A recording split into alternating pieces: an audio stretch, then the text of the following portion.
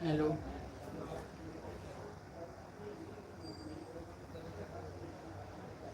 Perfect.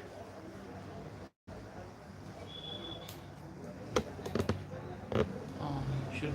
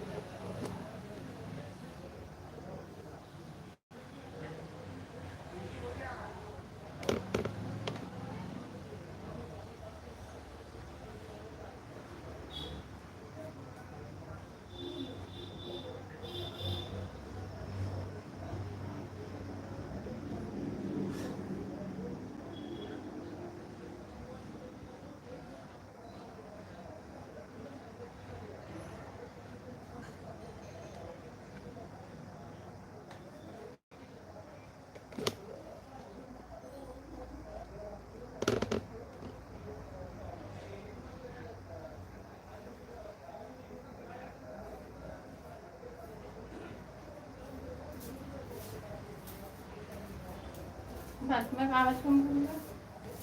Oh.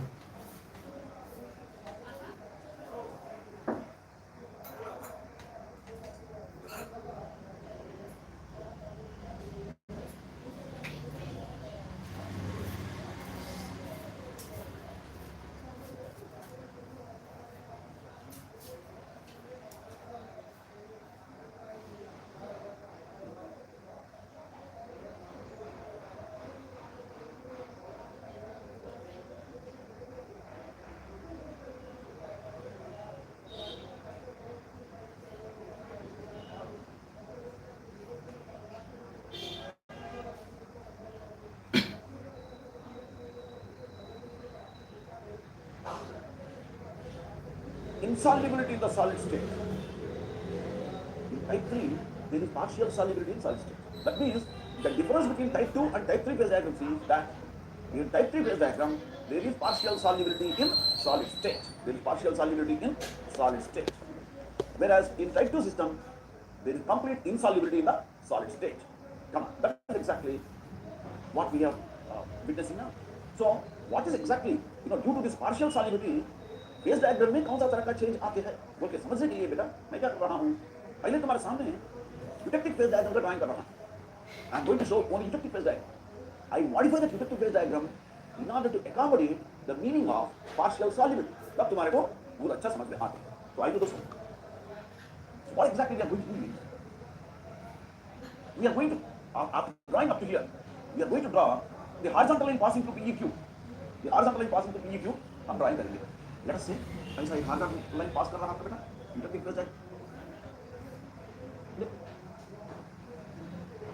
चलो यहाँ पर alpha, therefore, solidification will take place, right? That means at point 2 there will be 100% liquid, at point 3 there will be 100% solid. 3 के बाद liquid बचकर नहीं रहता है, right? Therefore, between 3 and 4, there will be complete solid. Now, between 2 and 3, there will be solid plus liquid. That's the like same principles as we have studied in the previous day. Now, up my question. At point 3, if you take a tie line, suppose you take a tie line. At point 3, if you take a tie line, let me say, this is the tie line. At point 3, at point 3, that is the tie line. When I take tie line, intersection of tie line with liquidus gives me point C, correct? Intersection of tie line with solidus gives me point D. Right? So, C में कौन रहता है?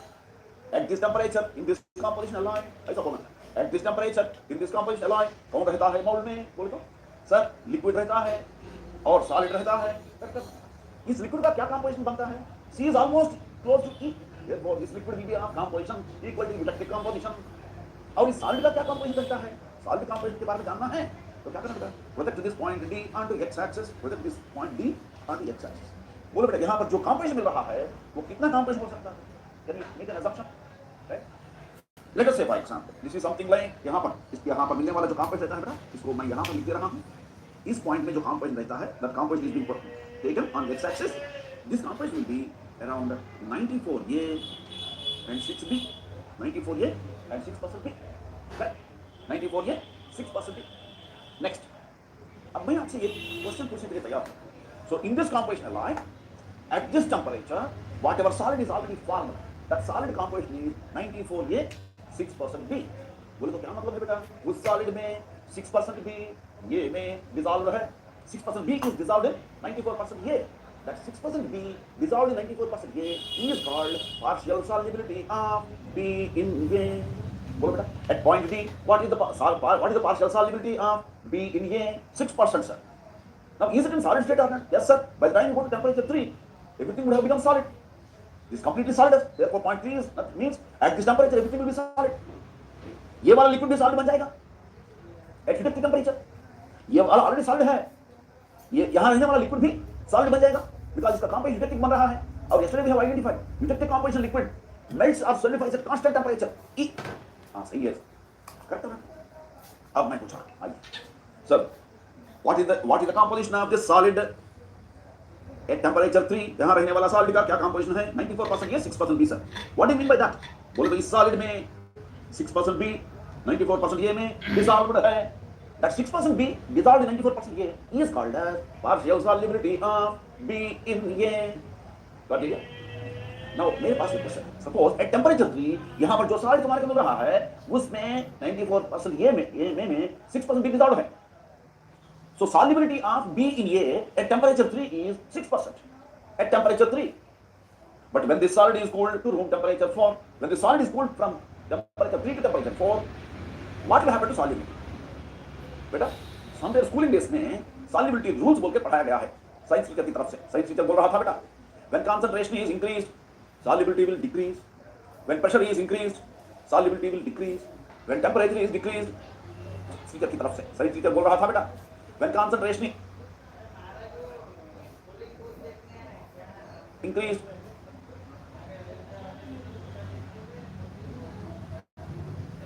solubility will decrease.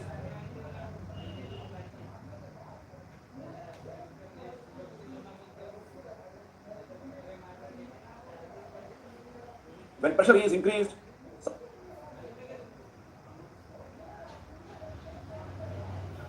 solubility will decrease.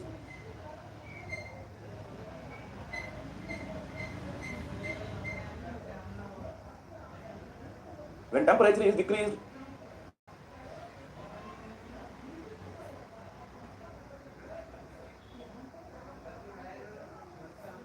solubility will decrease.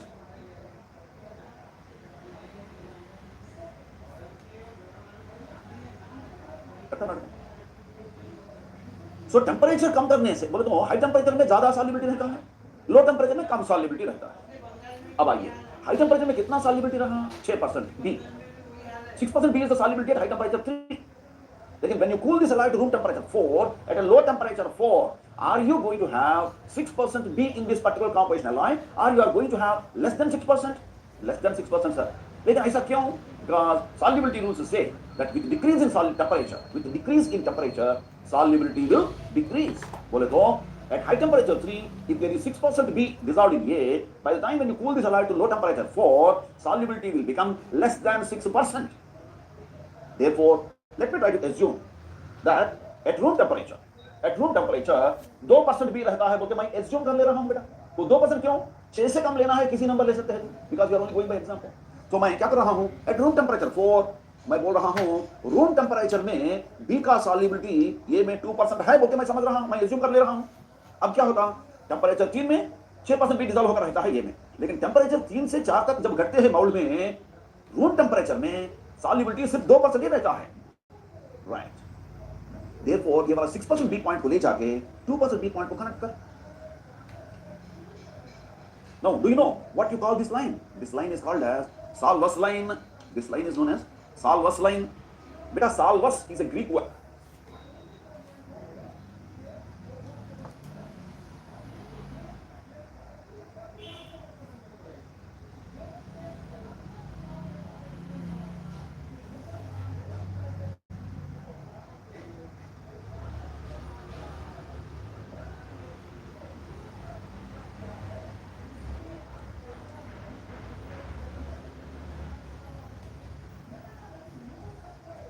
Solvus means a line which indicates, come on beta, a line which indicates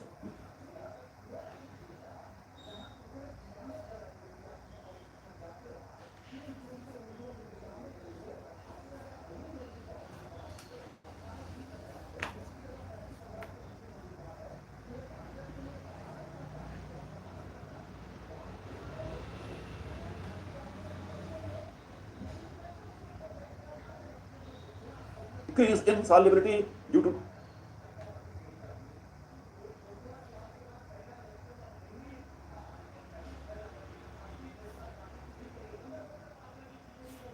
decrease in temperature. A line which indicates decrease in solubility due to decrease in temperature.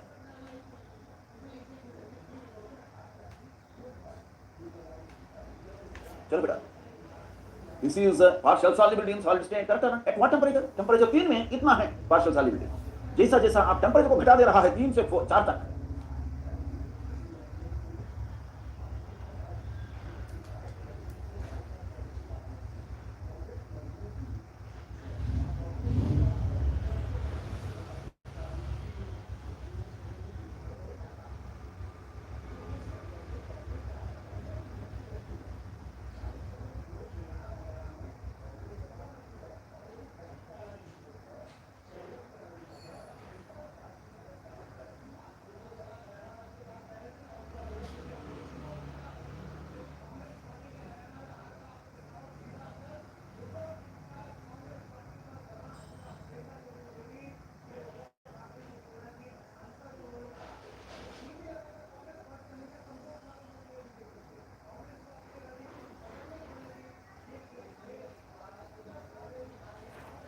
Mould में देखो बेटा, ये वाला gap कम होते आ रहा है या नहीं? कम होते आ रहा है या नहीं? जैसा जैसा ये वाला गैप कम होती है, इसका मतलब है सॉल्युबिलिटी घट जा रहा है, बी सॉल्युबिलिटी ये में घट जा रहा है. That is the meaning of this line. So this line indicates a decrease in solubility of B in A with decrease in temperature. That is the reason why we call this as a solvus line. Right. Now you can ask me, sir ये वाला सॉल्वस line को आप detective system में क्यों नहीं दिखाया? दोस्त एक पॉइंट समझ लो, सॉलिड स्टेट में इसमें सॉल्युबिलिटी है. अगर सॉल्युबिलिटी है तो वो घट जा सकता है टेंपरेचर कम करने से. यूटेक्टिक सिस्टम में टाइप 2 में टेंपरेचर 3 तक, P was on y axis. When P was on y axis, बोलो बेटा, उसमें कितना B था? 0 B था. मतलब क्या है? टाइप 2 सिस्टम में B का solubility solid state of A में 0 था. वहां पर सॉल्युबिलिटी ही नहीं था 3 तक. सॉलिड स्टेट में सॉल्युबिलिटी ही नहीं था. जब सॉल्युबिलिटी नहीं है तो कैसे घट सकता है बेटा? इसी के वास्ते मैं टाइप 2 में इस लाइन को नहीं दिखाया. Point is clear to you. I am showing you solvus line because there is solubility in the solid state. If there is solubility in the solid state at temperature 3, that can decrease due to decrease in temperature. In type 2, in the solid state there was no solubility. That is the reason why जब solubility of B A में नहीं है वो नहीं घट सकता. इसी के वास्ते टाइप 2 में मैं सॉल्वस लाइन ड्राइंग नहीं किया. Got the point? अब आइए इस तरफ. Sir, if you take the composition here, बोलो बेटा क्या मिलेगा बेटा? यहाँ पर composition, come on project on the x-axis. बोलो क्या मिल रहा है? Sir, something like 8A in 92% B. Now, यहाँ पर composition 8A in 92% B मिलता है. बोलो तो क्या मतलब है? There is 8% A dissolved in 92% B. बोलो तो partial solubility of A in B is 8% at this temperature. अब बोलो, when you cool this particular hypercritical alloy to room temperature, what will happen to the solubility? Solubility should decrease. इसी के वास्ते यहाँ इस temperature level पे 8% A रखने वाला composition रूम टेम्परेचर कूलिंग करने में क्या होता है बेटा? 8% से 3% तक घट जाता है. इसी के वास्ते इस तरफ भी एक सॉल्वस लाइन बनता है. This is also a solvus line. This is also a solvus line. So this is 8%. May be on the right side it will come down to 3% at room temperature. So what does this line indicate? This line indicates decrease in solubility of A in B. Solubility of A B में घट जाती है. बोल रहा है ये वाला सॉल्वस line. ये वाला सॉल्वस लाइन क्या बोला बेटा? Solubility of B in A will decrease with decrease in temperature. Got the point? अब आइए. MPEQM is the solidus. Correct? Now solidus PEQ के नीचे कौन रहना है? The completely solid रहना है. एक सॉलिड या दो सॉलिड देखेंगे बेटा. For this common region, एक तरफ में अल्फा सॉलिड है, दूसरी तरफ में बीटा सॉलिड है. तो बीच में रहने वाला कॉमन रीजन में कौन रहता? दोनों सॉलिड्स रहता है. लेफ्ट साइड में अल्फा सॉलिड, राइट साइड में बीटा सॉलिड है. तो बीच में दोनों सॉलिड्स रहता है. इसी के वास्ते यहाँ पर अल्फा पर बीटा लिखना. और आइए आगे sir. So let me try to show you here with some other color perhaps. Yes. The alloys whose composition is less than eutectic, that is from eutectic composition to solvus line, they are all called as hypoeutectic alloys. They are called hypoeutectic alloys in partially eutectic system. Alloys whose composition is more than eutectic, alloys whose composition is more than eutectic up to solvus line, they are called as hypereutectic alloys. Hypereutectic alloys in partial electric system, alloys whose composition is exactly equal to capital E, they are called as eutectic alloys, right? अब नजर डाल के देख लीजिए, eutectic phase diagram में यहां पर कौन था? लिक्विड था। यहां पर कौन था? A प्लस B था। लेकिन ना यहां पर क्या मिल रहा है? A की जगह में अल्फा, B की जगह में बीटा मिल रहा है, राइट? देखो बेटा, at small temperature above E, who is there in the mold? Eutectic composition में कौन रहता है बेटा? In this eutectic composition, at a small temperature above E, who will be there in the mold? Liquid, sir. At a small temperature below E, कौन रहता है? Alpha plus beta, sir. That means exactly at E कौन रहता है? Liquid. Exactly at E, liquid will slowly start transforming into alpha plus beta. That means at E, there will be three phases coexisting: liquid plus alpha plus beta. There will be three phases coexisting at eutectic point: liquid plus alpha plus beta. Three phases will be coexisting here. Above E, liquid. Below E, alpha plus beta.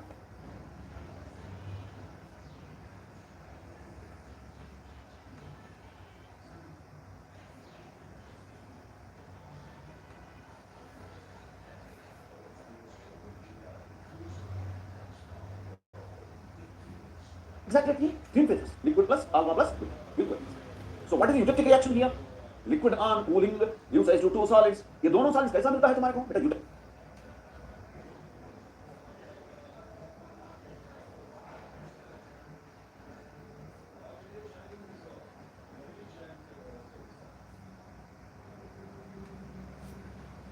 Composition में solidification कैसा हो रहा है? Liquid will be transforming into two solids at a constant temperature.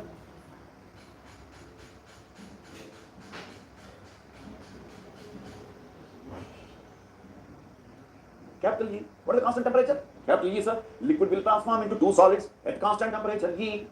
When liquid transforms into two solids at constant temperature, what will be the solidification structure? Yesterday we have seen. Yesterday in type 2, liquid transformed into A plus B at constant temperature E. What did we draw? Interlamellar structure of A and B. Drawing कर दिया या नहीं बेटा? तो यहाँ पर कौन मिलता? A की जगह में अल्फा मिल रहा है, B की जगह में बीटा मिल रहा है.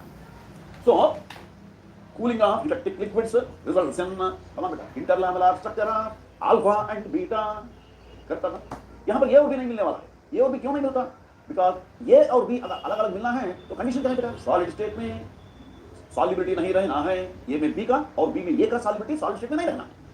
अगर सॉलिड स्टेट में सॉल्युबिलिटी नहीं रहता है तो प्योर मेटल्स ये और भी मिलता है. लेकिन यहाँ पे क्या मिलता है? सॉलिड स्टेट में सॉल्युबिलिटी है, ये में बी का सॉल्युबिलिटी है, बी में ये का सॉल्युबिलिटी है. तो ये में बी का सॉल्युबिलिटी रहने की वजह से अल्फा मिलता है, बी में ये का सॉल्युबिलिटी मिलने से तुम्हारे को बीटा मिलता है. इसी के वास्ते ये बनता है अल्फा, बी बनता है beta due to partial solubility. तो जहां जहां पर अर्लियर ये मिलने वाला था वहां पर हमारे को यहाँ अल्फा मिलता है. जहां पर बी मिलने वाला था वहां पर यहाँ पर हमारे को बीटा मिलता है. बेटा एक बार इसको समझ लिया, right? Let us try to draw cooling behaviour. Let me suppose eutectic alloys का मैं कंपोजिशन ले रहा हूं बेटा. सपोज एग्जामिनर की तरफ से ये वाला कंपोजिशन दिया गया, समझ लो. Imagine this is Z star composition. I am dividing this composition line into three parts: 1, 2, 3. 1 to 2 is liquid, 2 to 3 is two solids. So I am going to discuss here cooling behavior of eutectic alloys. Eutectic alloys बोले तो alloys whose composition is same as eutectic point. चलो 1 to 2 एक reason मिल रहा है, 2 to 3 दूसरा reason मिल रहा है. 1 to 2 and this is 2 to 3. I write here at a point, this microstructure is at a point between 1 and 2. Second diagram is at a point between 2 and 3. Now you know from the diagram, at a point between 1 and 2 it is completely liquid. So without waiting you can draw this.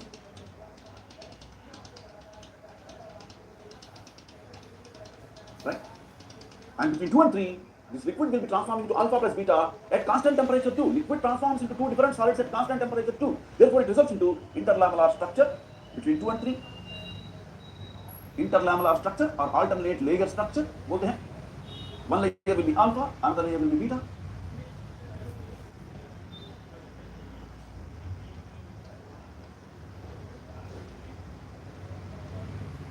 One layer is alpha, another layer is beta. जब यहां पर ये और B था, हम लोग लिख दिया वन लेयर इज ये, another layer is B, right? Exactly same thing no, यहां पर ये की जगह में अल्फा मिल रहा है, बी की जगह में बीटा मिल रहा है। Therefore interlaminar structure of alpha and beta मिलता है। क्यों ऐसा मिलता है? Why don't we get grains and grain boundaries? समाधान है तुम्हारे पास, that is grains and grain boundaries will be formed if liquid is transforming into solid over a range of temperatures. लेकिन यहां पर क्या है? The liquid transforms into two solids at a constant temperature 2. किसी constant temperature में जब एक तरह का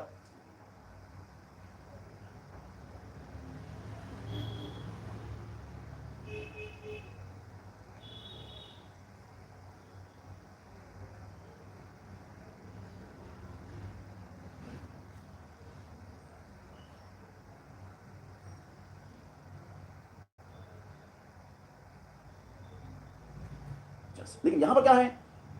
The liquid transforms into two solids at a constant temperature 2. किसी को क्यों ऐसा मिलता है? Why don't we get grains and grain boundaries? समाधान है तुम्हारे पास, that is grains and grain boundaries will be formed if liquid is transforming into solid over a range of temperatures.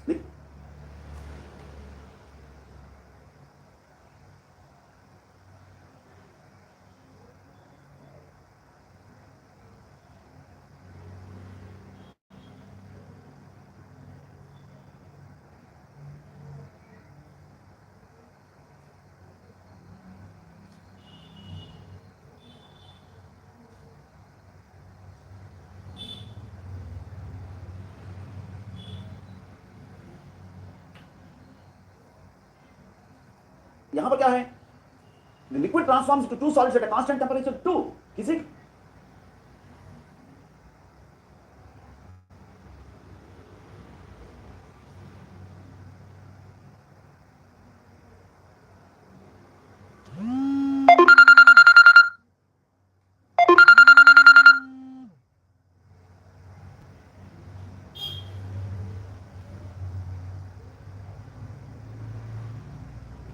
Constant temperature में जब एक तरह का लिक्विड दो अलग सा सॉलिड से जैसे जब बनते हैं, that gives rise to interlamellar structure of the two phases alpha and beta. It will not give rise to grains and grain boundaries, right? That is about the cooling behavior of eutectic alloys in partial eutectic system. चलो आइए आगे. Now let me take another cooling behavior discussion. The other cooling behavior discussion is related to hypoeutectic alloys. For example, ध्यान रखता हूं बेटा मैं, I discuss about the hypoeutectic alloys. Cooling behavior of hypoeutectic alloys. बेटा ध्यान से सुनना बेटा, क्यों बोलते हो? हाइपोइटेक्टिक एंड हाइपरइटेक्टिक दोनों के बीच में ज्यादा फर्क नहीं है, वो क्या आप ही बोल सकते हैं? What is that? In hypoeutectic there is alpha plus liquid, in hypereutectic there is liquid plus beta. बोले तो जहां in this microstructures of hypoeutectic alloys, जहां जहां पर अल्फा दिखता है, अल्फा को बीटा बना दिया तो हाइपरइटेक्टिक का माइक्रोस्ट्रक्चर्स बनते हैं। फिनिश। चलो बेटा देखें, for example cooling behaviour of, I am drawing it here, you can do hypereutectic on your own. Cooling behaviour of hypoeutectic alloys. Cooling behavior of hypoeutectic alloys. Cooling behavior of hypoeutectic alloys. कितने regions मिला बेटा? 1 to 2 is one region, 2 to 3 is second region, 3 to 4 is third region. So I draw here 1 to 2, 2 to 3, and here is the microstructure between 3 to 4. Here is at a point. This is at a point between 1 and 2. Between 1 and 2. This is the microstructure at a point between 2 and 3. This is microstructure at a point between 3 and 4. Between 3 and 4. चलो बेटा, between 1 and 2 क्या दिख रहा है बेटा? Only liquid sir. Come on, draw that. Between 1 and 2, only liquid. Only liquid.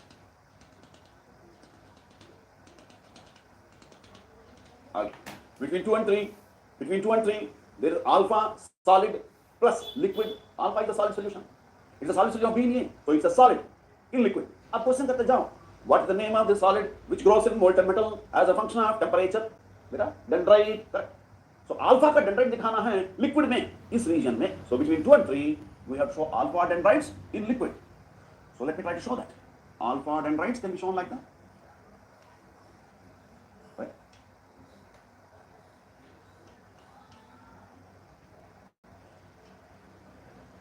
So alpha dendrites.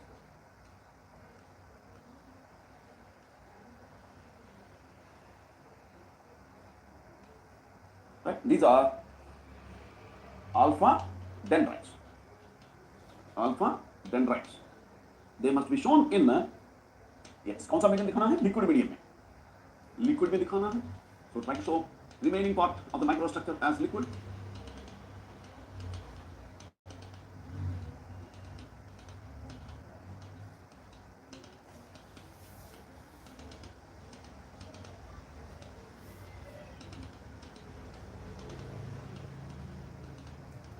Dendrites plus liquid between 2 and 3, right?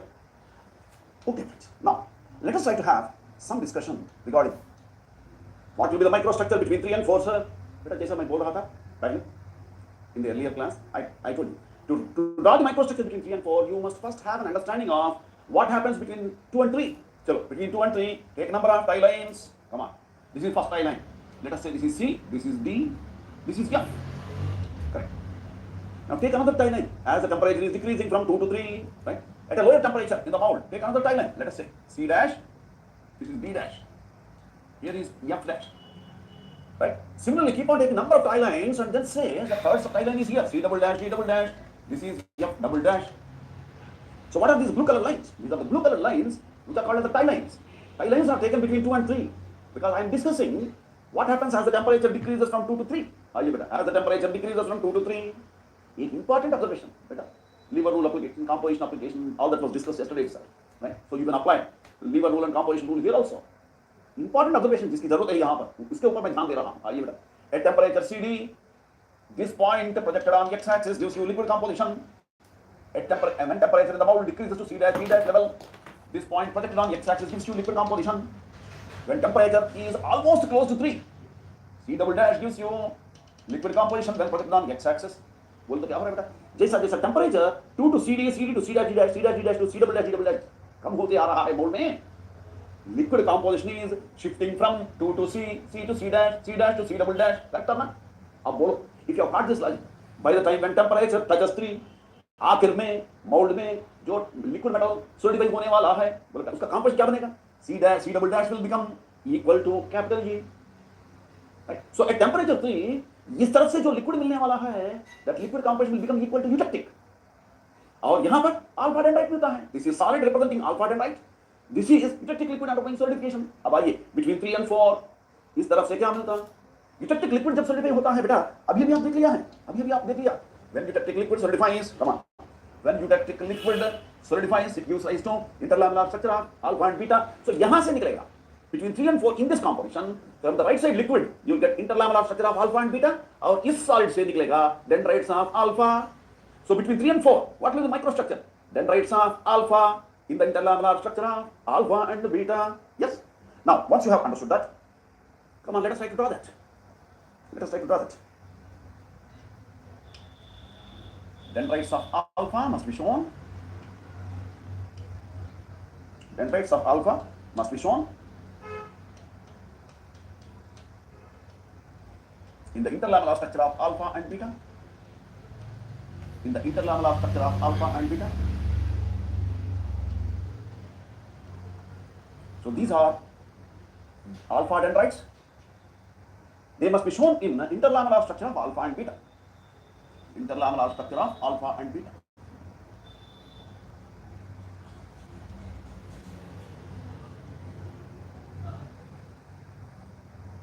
They must be shown in the interlaminar structure of alpha and beta.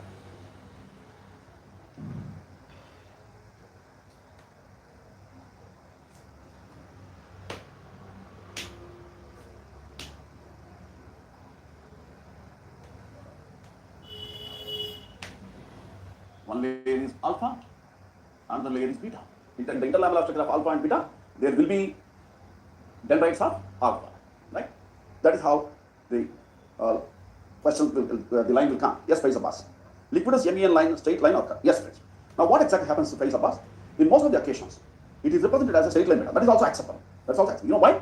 The reduction in the melting point is normally proportional to the weight percentage of the impurity added beta. Right? Liquidus MEN can be straight line. That's acceptable.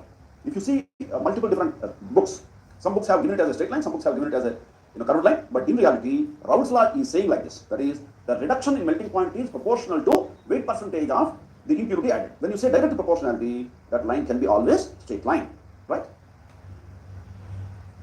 Okay. Now friends, if I ask you to develop a similar diagram for some other composition like hyperintactic, suppose मैं तुम्हारे को थोड़ा सा comfort देने के लिए अभी अभी इसी समय में मैं hyperintactic alloys का भी डिस्कस कर रहा हूं बेटा. Suppose this composition hyperintactic composition is given, तो बेटा तू बोलना है मैं सुनना है, तैयार है बेटा? Suppose this composition is given as Z star. Draw this vertical line, divide this into number of parts 1, 2, 3 and 4. आइए between 1 and 2, बोलो between 1 and 2, what is the state of material? Liquid sir, बोलो तो exactly same as first diagram. Next, between 2 and 3, बोलो what is there between 2 and 3? Liquid plus beta. Beta कौन सा form में रहता? Dendrite. So between 2 and 3 in hyperintactic region, you have shown beta dendrites in liquid. मैं यहाँ पर क्या दिखाया? Alpha dendrites दिखाया. Right? So alpha की जगह में अगर आप beta लिख सकते हैं तो second microstructure बनेगा for hyperintactic alloys. और आगे डिस्कस करो बेटा. Now suppose you take number of tie lines here. यहाँ पर बहुत सारा tie lines रहेंगे. This will be C, this will be D, this will be C dash, this will be D dash. Likewise, this will be C double dash, this will be D double dash. Are you getting the same conclusion or not?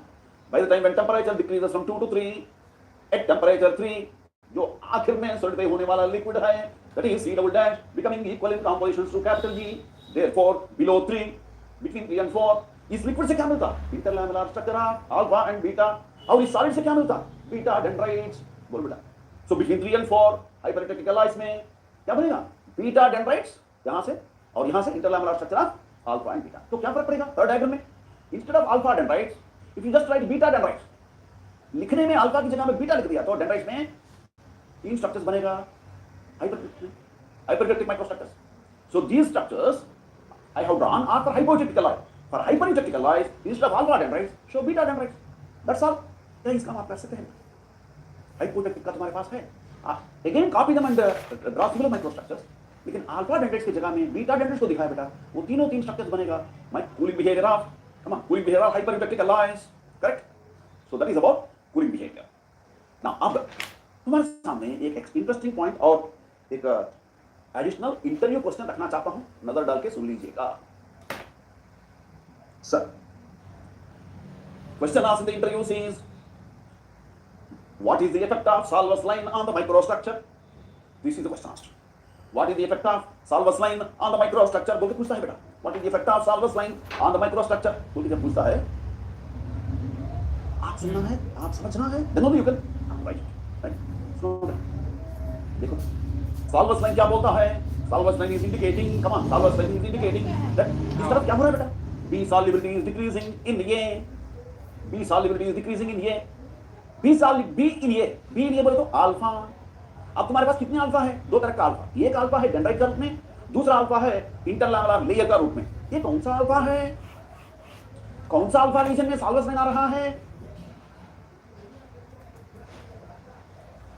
ये जना है बेटा. What is the effect of solvus line on the microstructure क्योंकि जब पूछता है आप सुनना है, आप समझना है, then only you can write. देखो सॉल्वस लाइन क्या बोलता है. Solvus line is indicating, come on, solvus line is indicating that इस तरफ क्या हो रहा है बेटा? B solubility is decreasing in A, B solubility is decreasing in A, B इन ये बोले तो अल्फा. अब तुम्हारे पास कितने अल्फा है? दो तरह का अल्फा. एक अल्फा है डेंड्राइट का रूप में, दूसरा अल्फा है इंटरलैमेलर लेयर का रूप में. ये कौन सा अल्फा है? कौन सा अल्फा रीजन में सॉल्वस लाइन आ रहा है?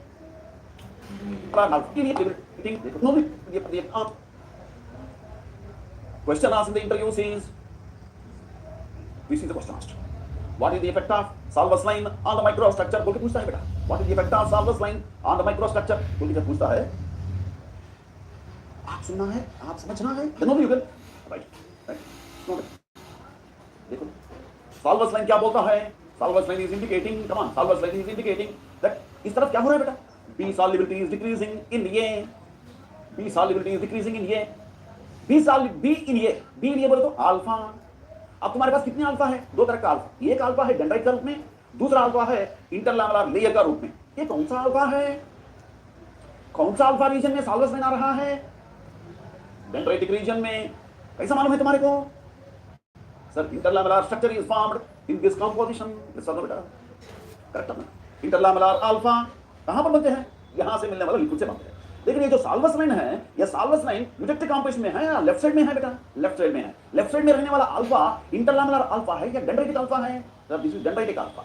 देयरफॉर अगर साल्वस लाइन का कुछ इफेक्ट रहता है, उस इफेक्ट डेंड्राइटिक अल्फा में दिखना है। क्यों बोलते हैं? डेंड्राइटिक अल्फा के तरफ है। तो what is effect sir?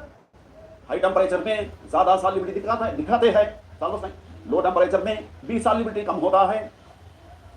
High temperature 3 में बी सॉल्युबिलिटी कितना? 6%। रूम टेम्परेचर जाने में बी सॉल्युबिलिटी कितना? 2%। बाकी 4% बी का क्या होता? When solubility is decreasing, when solubility is decreasing, extra 4% B का क्या होता है सर? हाई टेम्परेचर में 6% है बी, लो टेम्परेचर जाने में बी 6% 94% ये। लेकिन same alloy when it is cooled to room temperature, at room temperature only 2% B will be retained in the alloy. बोलते बाकी 4% B का क्या होता? बाकी 4% B will be expelled out of ये रिटेन नहीं कर सकता है, ये रिटेन नहीं कर सकता है। ये क्या करेगा? लो टेम्परेचर जाने में बाकी 4% B को अपना लैटिस से बाहर एक्सपेल करता है। ये जो एक्सपेल्ड चीज है बेटा, it becomes precipitate, that becomes precipitate. So whatever B comes out of ये due to reduction in solubility, whatever B comes out of ये, that will become a precipitate, that will become a precipitate. कहां पर बनते हैं precipitate का रूप में? Dendritic alpha में। ऐसा मालूम है साल्वस लाइन डेंड्राइटिक अल्फा की साइड में है। सो डेंड्राइटिक अल्फा में, डेंड्राइटिक अल्फा में आप बी प्रेसिपिटेट को दिखाना है, because excess B is coming out. तो डेंड्राइटिक अल्फा में से बी प्रेसिपिटेट को दिखाना है। यहां तक तो माइंड में आया ना? Now next doubt that comes is, जो प्रेसिपिटेट का रूप में बाहर निकलने वाला है B, will it come out as pure B? Solid state में बी प्योर बी का जैसा इस डायग्राम में एग्जिस्ट हो सकते हैं क्या? Answer is no. Why not? Solid state of B में, कम ऑन बेटा, सॉलिड स्टेट ऑफ बी में थोड़ा सा ये बचकर रहता है। Why? There is partial solubility of A in B and B in A in solid state. तो जहां जहां पर बी रहना है, बोलो बेटा, जहां जहां पर बी रहना है, बी में ये रहता ही रहता है, थोड़ा सा डिसॉल्व होता। दैट मींस यहां पर इस तरफ जो बी प्रेसिपिटेट का रूप में बाहर निकलने वाला है, वो प्योर बी के जैसा नहीं बन सकता। क्यों बोलते? सॉलिड स्टेट ऑफ बी में थोड़ा सा ये डिसॉल्व होकर रहता है due to partial solubility. Therefore B बाहर प्रकट होने के अलावा ये इन B will come out.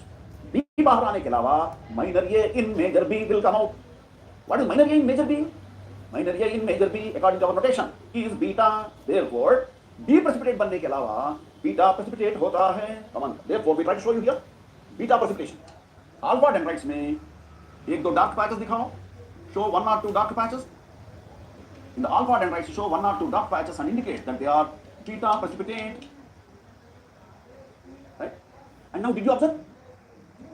But eutectic phase diagram में यहाँ पर कौन था? ये था, ये has become alpha.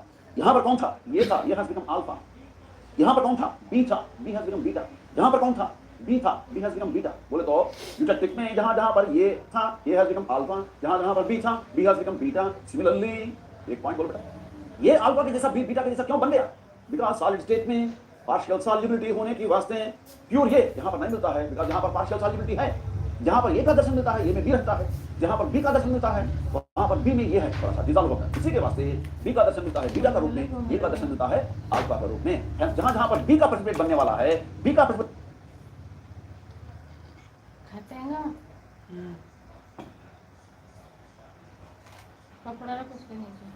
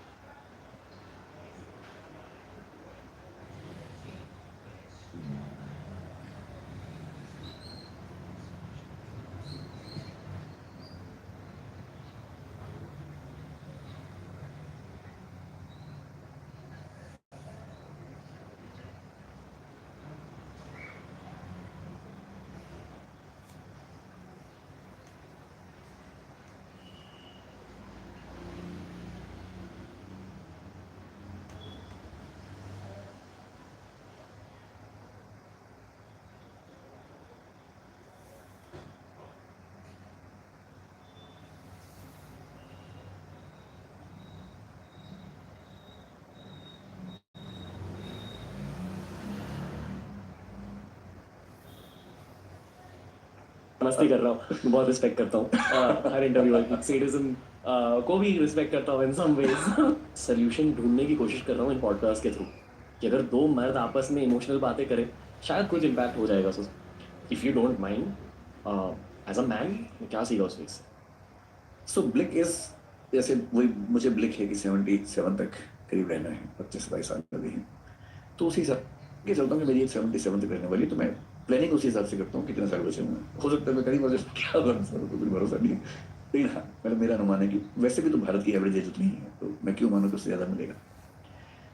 So bleak is, जैसे वही मुझे ब्लिक है कि 77 तक करीब रहना है, 25-22 साल लगे हैं, तो उसी हिसाब से फिर मैं अपनी ज़िंदगी के बाकी फैसले करूँगा। ओके अजीब सवाल, कभी भी कर्मा पुनर्जन्म जैसी चीज़ों के बारे में सोचता हूँ। मैंने तो खूब पढ़ा है, मतलब ये मेरे फेवरेट टॉपिक्स हैं, आत्मा, पुनर्जन्म, कर्म, इन सब के बारे में सोचता हूँ और लंबी बात कर सकता हूँ इंग्लिश में, जिस पे आपका इंटरेस्ट हो, जिस लेवल तक हो। एकदम एंड के लेवल तक इंटरेस्ट है मेरा। ठीक है, मैं मानता हूँ कि जिंदगी के दो कर्तव्य होते हैं, एक आपका मटेरियल कर्तव्य, मटेरियल दुनिया में से वो फोर्स निकाल कर अगर मुझे आपको स्टैंडर्ड तरीके से अब्राहम मैस्लो ने समझाया कि हमारी जिंदगी में नीड्स चेंज होती हैं, और आप एग्जैक्टली वही बात कर रहे हैं जो उसने कही थी कि शुरुआत में बहुत बड़ी गलतफहमी है। स्पिरिचुअलिज्म शब्द वेस्ट का है, स्पिरिट से आ रहा है, और स्पिरिट क्या है क्रिश्चियनिटी में, ट्रिनिटी है, God the father, God the son and the spirit, holy spirit. God the father God है, गॉड द सन जीसस है, और होली स्पिरिट वो चेतना है जैसी चेतना हर ह्यूमन बीइंग को लेके आनी है।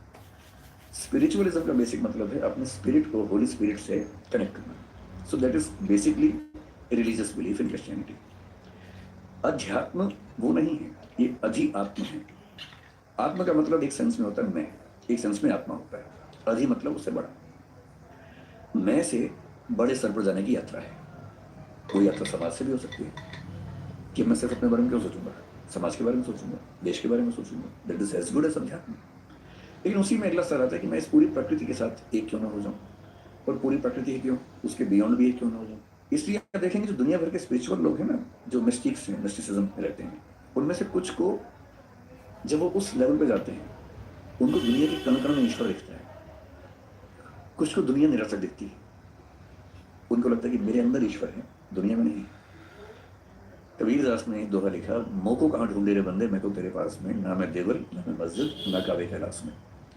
कि ईश्वर और उनका जब तादात्म्य हुआ, जैसा वो कह रहे हैं कि मुझे कहाँ ढूंढ रहे हो भाई, मैं तो तेरे अंदर हूँ, ना देवल में हूँ, देवालय में हूँ, ना मस्जिद में हूँ, ना काबा ना कैलाश ही नहीं।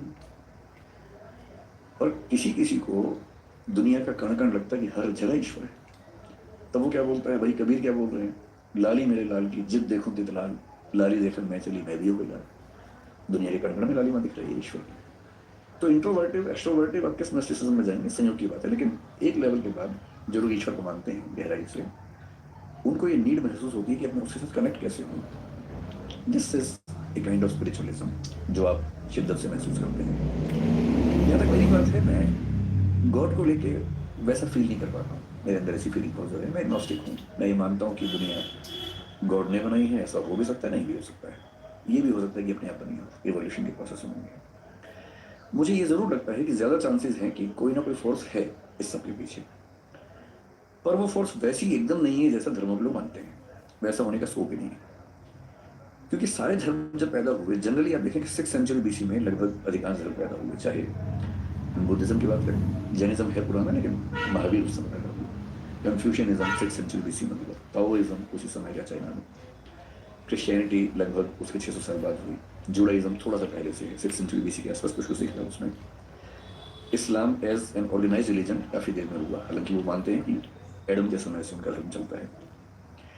धर्मों का विकास ह्यूमन बीइंग का जो कॉग्निटिव डेवलपमेंट है, जब हम पहली बार सोचने लगे, हम तो मतलब कई अरब साल का प्रोसेस है एवोल्यूशन का, लगभग 1400 करोड़ साल के आसपास का प्रोसेस है, जिसमें पहली बार सोचने वाली स्पीशीज जो बनी हमारी, सोचने का प्रोसेस 70,000 साल पहले शुरू हुआ।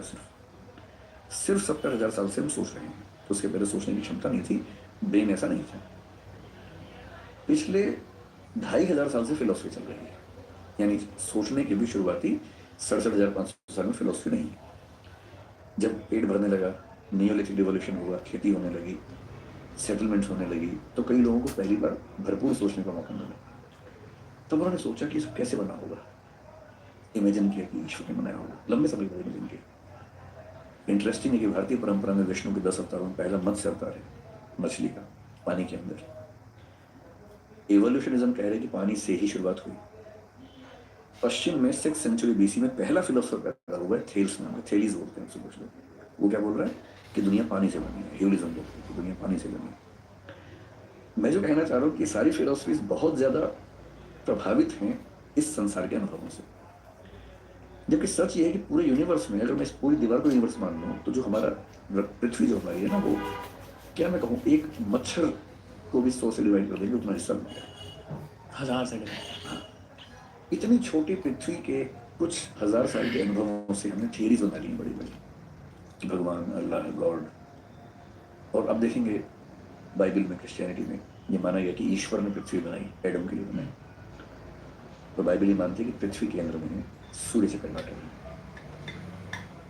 अब साबित हो गया, कोपरनिकस ने साबित कर दिया कि नहीं, सूर्य केंद्र में पृथ्वी चक्कर काट रही है।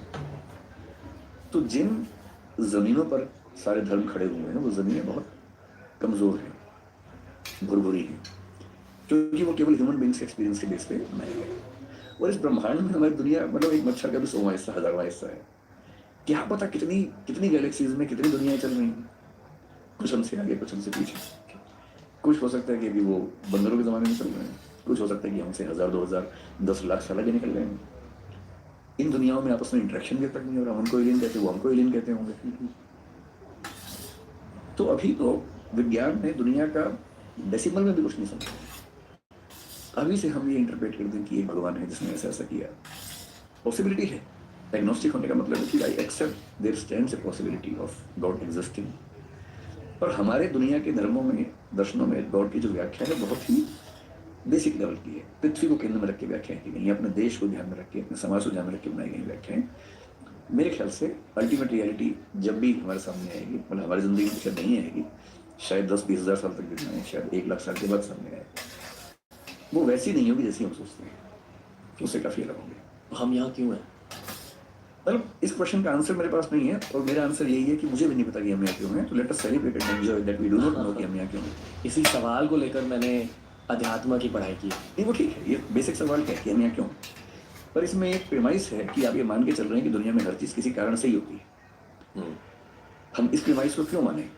क्योंकि कॉज इफेक्ट रिलेशनशिप, कारण का संबंध की हर चीज कारण से ही होती है, ये अपने आप में इंडक्टिव है। इंडक्टिव का मतलब है एक्सपीरियंस के बेस पे हमने निकाल लिया है। ऐसा कोई प्रूफ नहीं है कि हम ऑन्टोलॉजिकल लेवल पर, मेटाफिजिकल लेवल पर इस साबित कर सकें कि कॉजेशन या हर चीज का कारण होता है, ये हमारे मानव संसार के बियॉन्ड भी अप्लाई होने वाला है। ऐसा कोई गारंटी नहीं है।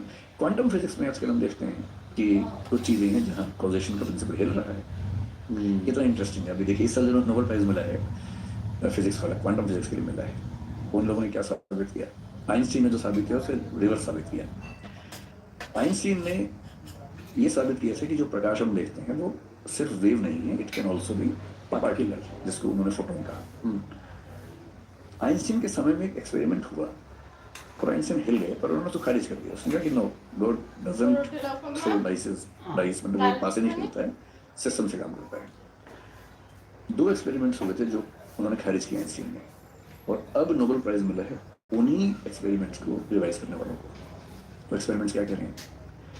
एक थियरी क्वांटम फिजिक्स में है डबल एंटेंगलमेंट, जिसको आइंस्टीन ने खारिज किया था, जो कहती है कि ऐसा हो सकता है कि यहाँ मान लीजिए ये एक पार्टिकल इस माइक का है, क्वांटम मतलब सब एटॉमिक, न्यूट्रॉन, प्रोटॉन, इलेक्ट्रॉन, उस लेवल की जो स्टडीज है, हो सकता है कि ये पार्टिकल एंटेंगल्ड हो किसी और गैलेक्सी के किसी पार्टिकल के साथ। और एंटेंगल का मतलब है कि अगर ये हल्का सा मूव करेगा तो वो ठीक उसी समय रिवर्स मूव करेगा। आइंस्टीन का मानना था कि स्पीड ऑफ लाइट से तेज कुछ नहीं हो सकता, जो कि 3 लाख किलोमीटर पर सेकंड होता है। इसमें क्या हो रहा है कि कुछ मूवमेंट हुआ, वहाँ मूवमेंट हुआ, और इसके बीच का गैप 50 करोड़ लाइट ईयर भी हो सकता है, और तब भी दोनों एक साथ मूव कर रहे हैं।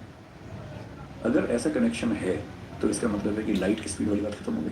मतलब लाइट से भी कुछ या तो ज़्यादा तेज है, या उसकी स्पीड हम सोच नहीं सकते कितनी तेज है, मन की स्पीड से ज़्यादा है, और मन को तो फिजिकल ऑब्जेक्ट नहीं मानते हम उससे।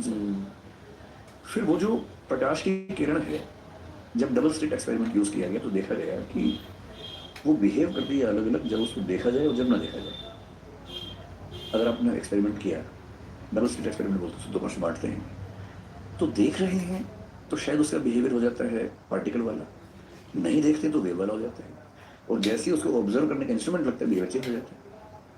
इसका मतलब जिसको आप भौतिक मान रहे हैं वो इतना भौतिक भी नहीं है। यानी कि ऑब्जर्व किए जाने से, भाई हमें कोई ऑब्जर्व करता है, हमारा बिहेवियर चेंज हो जाता है, ये तो समझ में आता है। लेकिन लाइट के पार्टिकल्स का बिहेवियर अगर चेंज होता है देखे जाने से, इसका मतलब भौतिक और चेतन, मैटर और कॉन्शियसनेस का जो डाइकोटमी हम मानते हैं कि दोनों अलग अलग हैं, शायद वो भी नहीं है। और अगर परसीवर के देखने से रियलिटी चेंज हो रही है तो शायद शंकराचार्य ठीक कह रहे थे। और जो श्रोडिंगर नाम के साइंटिस्ट हुए जो आइंस्टीन के खिलाफ क्वांटम फिजिक्स में खड़े हुए थे, उन्होंने भारतीय दर्शन का तत्वमसी सिद्धांत जो उपनिषद है उसको फॉलो किया, उस पर लिखा बहुत ज्यादा। क्वांटम फिजिक्स में उनसे बड़े विद्वान दुनिया में नहीं हुए। इसलिए इतने रहस्य हैं कि मुझे नहीं लगता कि हमारे जीते जी कोई अंतिम फैसला हो पाएगा, लेकिन जब भी होगा बहुत इंटरेस्टिंग होगा। शंकराचार्य ने क्या कहा था? शंकराचार्य कह रहे हैं कि सरल भाषा में अगर मैं समझाऊं कि रियलिटी के 3 लेवल्स होते हैं।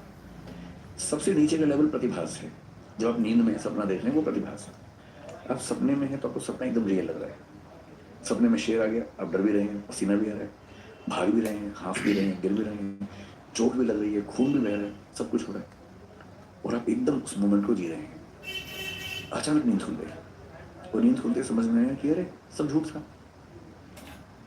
ये व्यवहार की दुनिया है जिसमें हम लोग बैठे हैं। अब शंकर करें कि इंटरेस्टिंग बात है कि इसके बियॉन्ड भी दुनिया है। जैसे सपने से निकलते ही समझ में आता है कि सपने में सब झूठ था, वो चेतना से क्रिएट हो रहा था, रियल नहीं था। सपने का शेर, सपने की मेज फिजिकल लग रही थी, और सपने से निकलते समझ में आया कि वो तो कॉन्शियसनेस ने मेज बनाई थी। वो लकड़ी की कहाँ थी?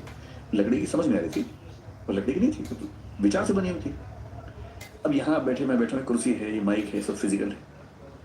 हो सकता है कि एक दिन थर्ड लेवल पर हम पहुंचे जिसको शंकराचार्य पारमार्थिक स्तर बोलते हैं, प्रातिभाषिक, व्यावहारिक, पारमार्थिक। और वहां पहुंचते ही समझ में कि अरे यार ये भी झूठ था। इसलिए वो बोलते हैं सत्य के 3 स्तर हैं, और जब तक वो रेफ्यूट नहीं होता हमें सत्य लगता है। रेफ्यूट होते ही, और रेफ्यूट होने का मतलब नेक्स्ट लेवल पे जाना।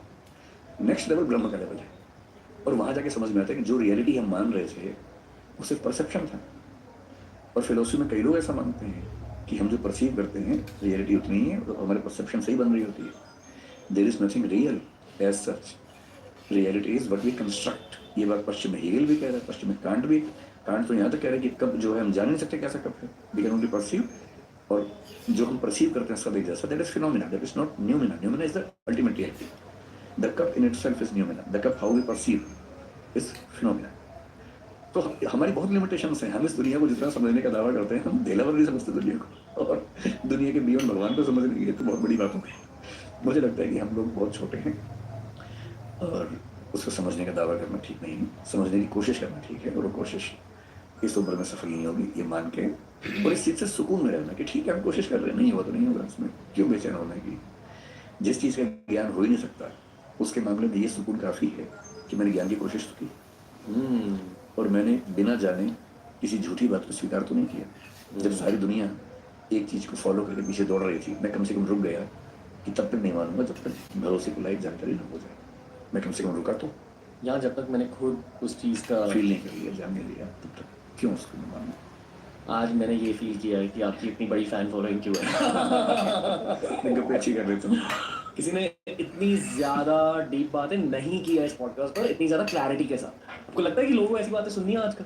हाँ, सरप्राइजिंगली, क्योंकि जब अभी मैंने अपना चैनल शुरू किया कुछ दिन पहले, पिछले साल एक डिस्प्यूट हुई थी, मेरे एक वीडियो की क्लिप कुछ लोगों ने फैलाई, उसमें ऐसा लग रहा है कि मैं जो सीता माँ है उनका अपमान कर रहा हूँ, लेकिन वो इसलिए काटा गया कि वो लिटरेचर का पार्ट था। तो बहुत डिस्प्यूट हुई उस समय, तो मतलब FIR वगैरह वो सब चीज़ें भी हुई। तो मुझे लगा कि कभी ऐसा हो तो कम से कम मेरा अपना एक मंच तो हो।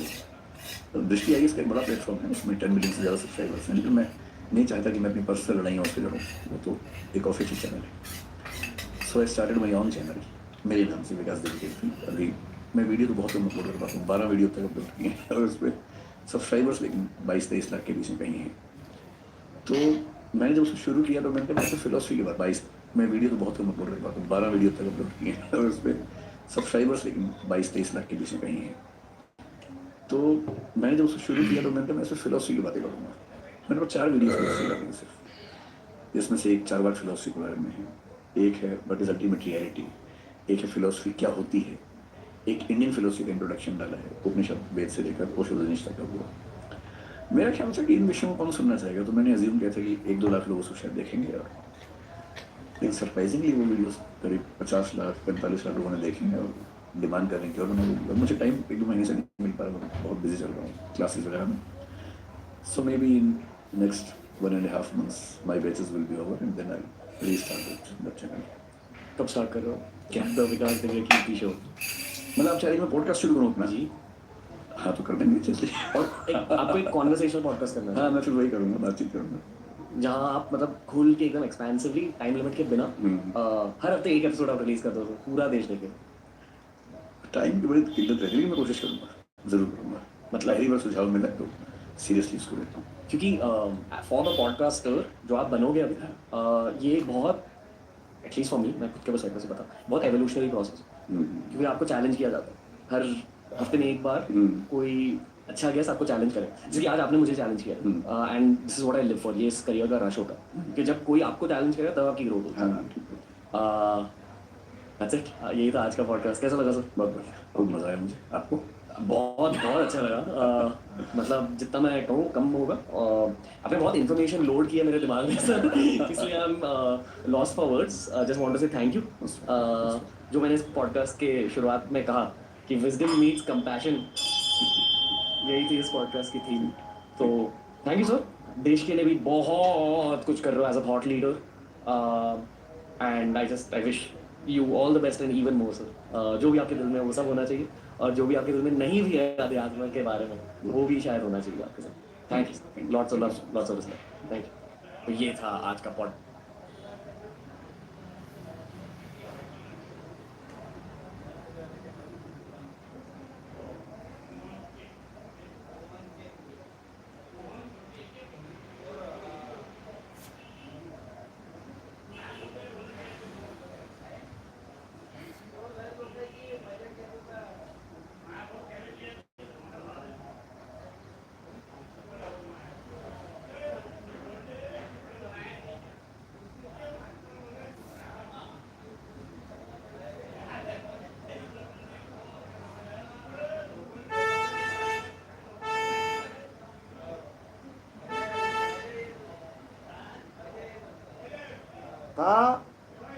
क्यों बोलते हो सॉलिड स्टेट ऑफ बी में थोड़ा सा ये डिसॉल्व होता रहता है ड्यू टू पार्शियल सॉल्युबिलिटी,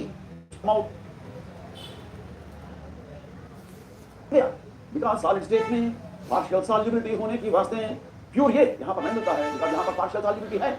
जहाँ पर ए का दर्शन मिलता है ये में बी रखता है, जहाँ पर बी का दर्शन मिलता है वहां पर बी में ये है थोड़ा सा डिसॉल्व होगा। इसी के वास्ते बी का दर्शन मिलता है बीटा का रूप में, ए का दर्शन मिलता है अल्फा का रूप में। जहां जहां पर बी का प्रेसिपिटेट बनने वाला है, बी का प्रेसिपिटेट बनने के अलावा बीटा प्रेसिपिटेट बनता है। This is the effect of solvus line, this is the effect of solvus line. अब आइए आपसे ये 2 सेंटेंस मैं सुनना चाहता हूँ। रेडी? इस तरफ क्या बनेगा? यहां पर बनने वाला डेंड्राइट कौन सा है भाई? What is the dendrite you are going to आगे? यहां पर समझ लो 8% ये है, रूम टेम्परेचर में 3% ये है, बाकी 5% ये का क्या होना है? एक्सेस 5% ये must be expelled. Okay, precipitate का रूप में ये निकलना है कहां से? बीटा डेंड्राइट की तरफ से, बिकॉज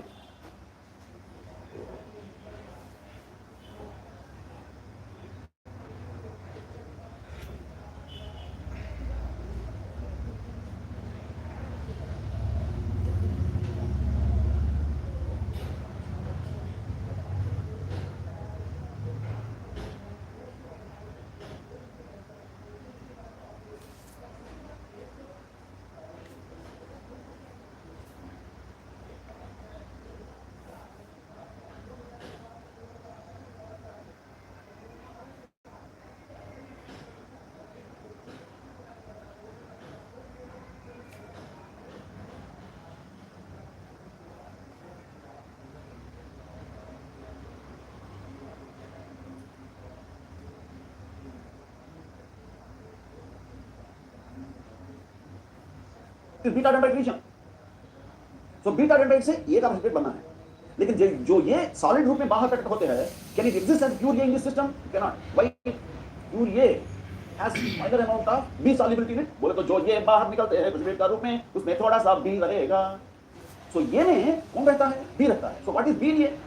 B in ये is called as alpha. Therefore जब ये जहाँ पर ये प्रेसिपिटेट होने का है बीटा डेंड्राइट से, ये का जगह में अल्फा का प्रेसिपिटेट बनता है. कहाँ से? बीटा डेंड्राइट से. तो हाइपरइलेक्ट्रिक में बीटा से अल्फा प्रेसिपिटेट बनता है. हाइपोइलेक्ट्रिक में अल्फा डेंड्राइट से बीटा प्रेसिपिटेट बनता है. That's only difference. That means if you change alpha into beta and beta into alpha, और एक जगह में अल्फा को बीटा के जैसा, बीटा को अल्फा के जैसा बना दिया, you will get the microstructures of hypereutic alloys. I hope you can do that. So बेटा, hypereutic alloys का cooling behavior आपने आप से करो और practice करो. The only difficulty is that you have to change alpha into beta, beta into alpha. All right? अब आइए. Now something more needs to be taken up here. What is that, sir? आइए दोस्तों. I'm giving you very very important point. सुन लीजिए. Suppose on this solid मैं external load लगाता हूँ. When I apply external load, what is the effect of interview में पूछता है. What is the effect of these precipitate phases? बोलते interview में पूछता है. जब कोई पूछता है what is the effect of precipitate phases on strength and hardness, को जब पूछता है बेटा, चलो आंसर करेंगे.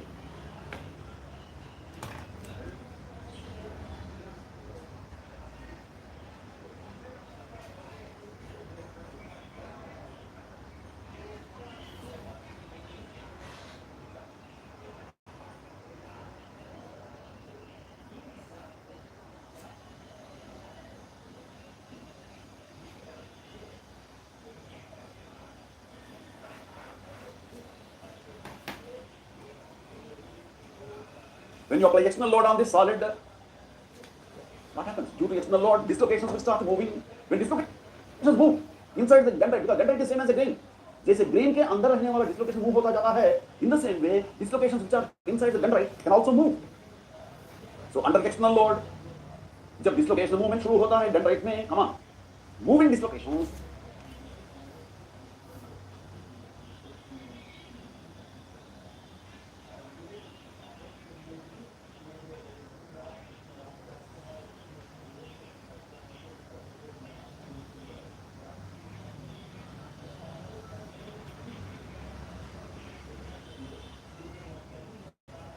When they come across precipitate particles, remember precipitate phase is some other second phase. It's not the same as the dendrite phase. Dendrite is alpha, precipitate is beta. दो अलग सा phases है. तो ये second phase particles क्या करेगा? Alpha का जैसा मैट्रिक्स में second phase particles beta क्या करेगा? They will stop the movement of dislocations.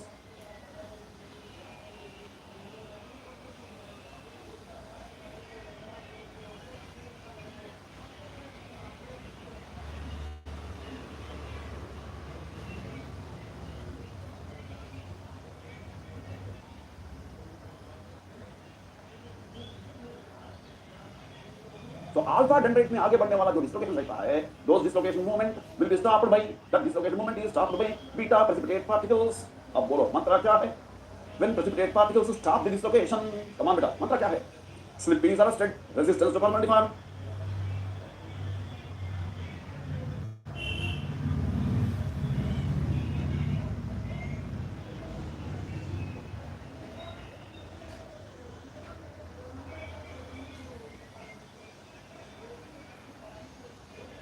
Is increased, hence strength and hardness is increased, ductility is decreased.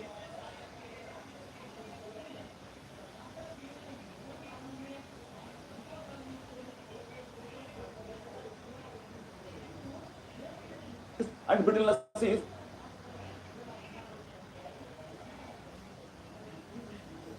increased. Distance to permanent deformation is increased, hence strength and hardness is increased. Ductility is decreased and brittleness is increased. Right?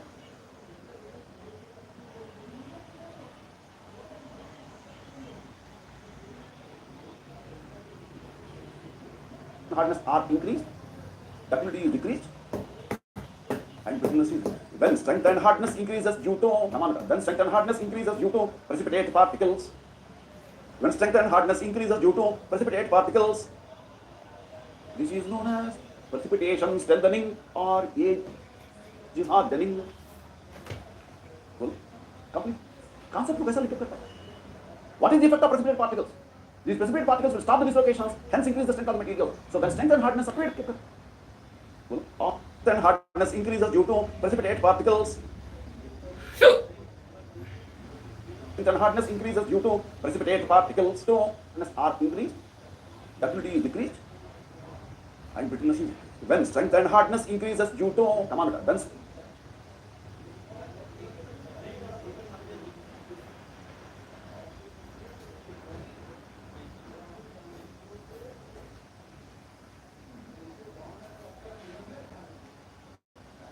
when hardness increases due to precipitate particles.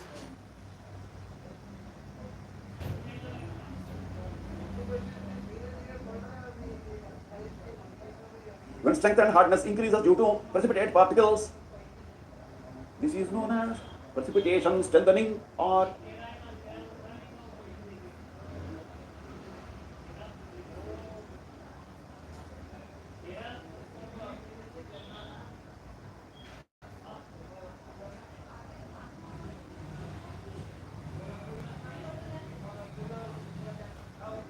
age hardening.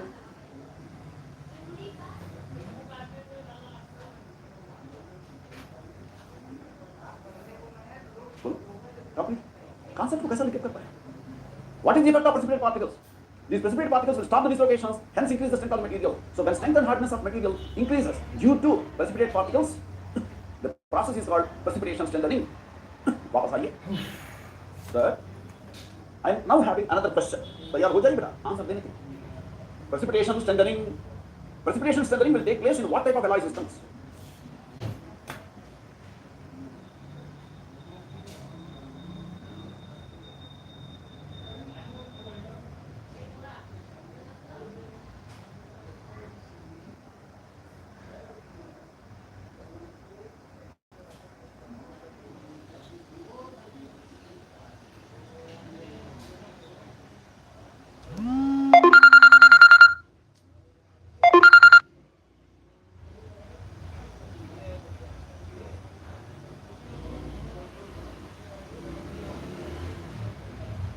Precipitation strengthening will take place in what type of alloy systems? Is the interview question. ये कौन सा alloy system है बेटा? Type 3. Answer is clear. Did you see any such precipitation in the earlier systems?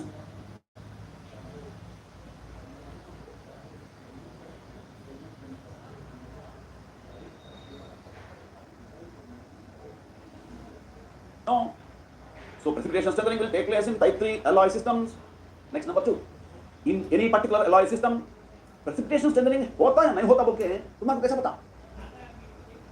How do you know whether precipitation strengthening will take place in a particular alloy system or not?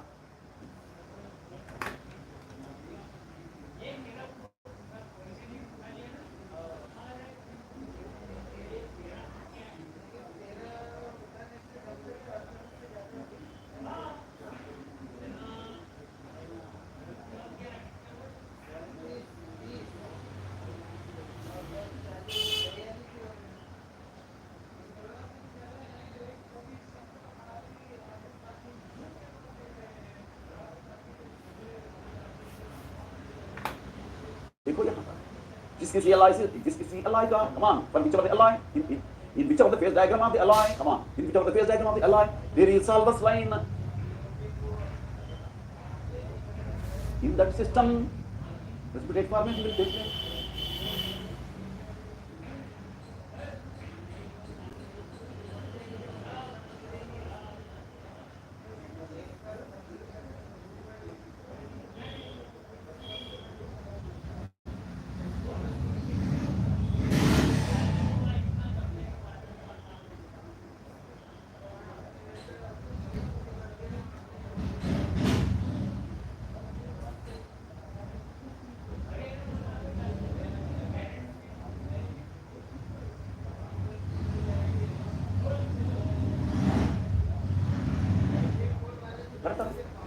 So suppose I give you 1,000 phase diagrams.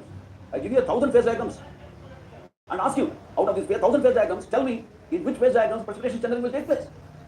तो किसके लिए ढूंढना है बेटा? ढूंढ लो उस diagram में कौन सा डायग्राम में सॉल्वस लाइंस स्लैंटिंग लाइन का रूप में है. सॉल्वस लाइंस स्लैंटिंग लाइन का रूप में है. Solvus line cannot be vertical line.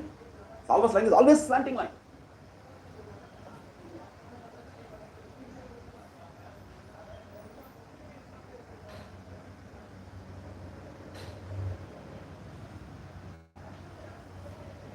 किसी फेज डायग्राम में साल्वर्स लाइन स्लैंटिंग लाइन का रूप में दिखता है, वैसा वाला फेज डायग्राम में, वैसा वाला एलआई सिस्टम में प्रेसिपिटेशन स्ट्रेंथनिंग होता है। That means what? Whatever are your observations, from that observation, there will be questions. Many students think that बहुत ज़्यादा रट्टा मार दिया तो मास्टर बन पाएंगे। Probably it is true for certain subjects. It is not true for material science. रट्टा मारने की यहाँ पर माल बहुत ज़्यादा नहीं है बेटा। Your observation is important. तो बोल रहा हूँ बेटा, with more than 3 decades of experience, I tell you, observation is important. Observation makes the technologist. चलो ज़्यादा ऑब्जर्व करो और फायदा उठाओ। But बेटा, I hope the concepts are clear related to the type P phase diagram. Now immediately we'll go to precipitation strengthening technique. All right. Precipitation strengthening or age hardening. Precipitation strengthening.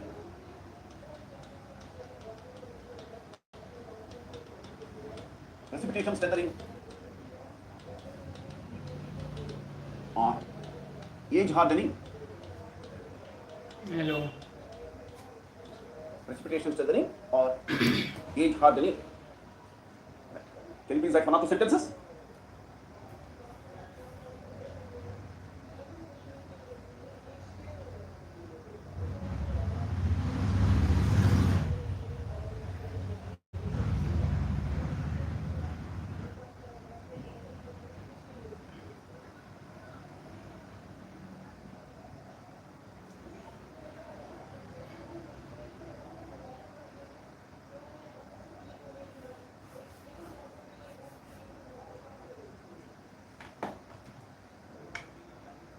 Please write 1 or 2 sentences.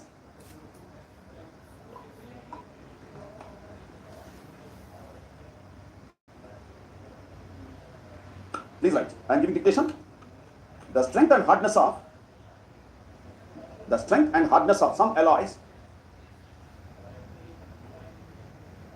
The strength and hardness of some alloys can be increased by finely dispersed and uniformly distributed particles of second phase, comma, in the original matrix. Full stop. Such transformations, no, you write that. Such effects must be brought about by, such effects must be brought about by phase transformations induced by phase transformations induced by heat treatments.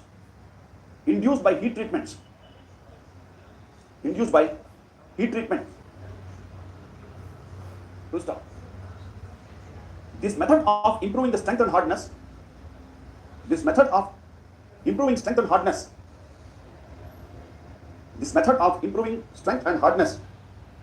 as precipitation strengthening or age hardening.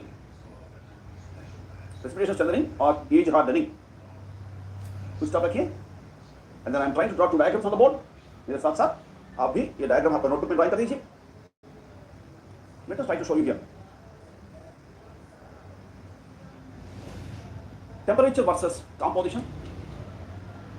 That is 100A, 0B, 90A, 10B, and several other compositions can be shown as 10A, 90B, 0A, 100B, and on x-axis you can show weight percentage of B increasing from left side to right side.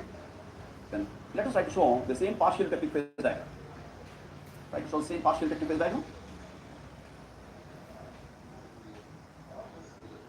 This is the partial technique phase diagram that we want to show.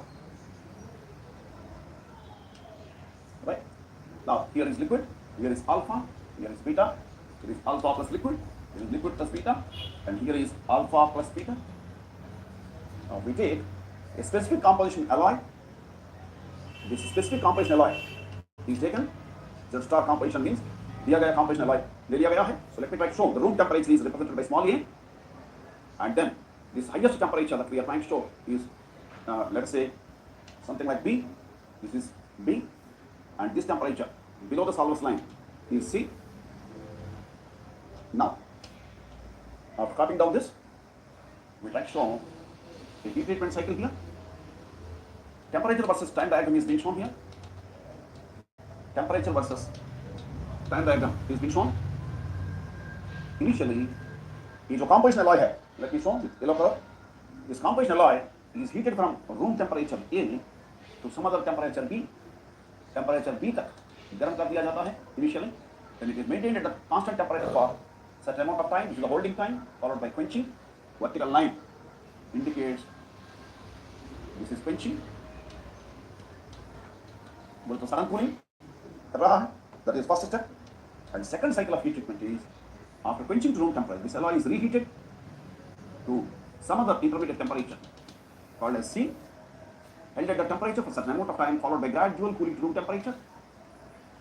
Right? Now, this first part of the cycle and second part of the cycle, they are having two different names.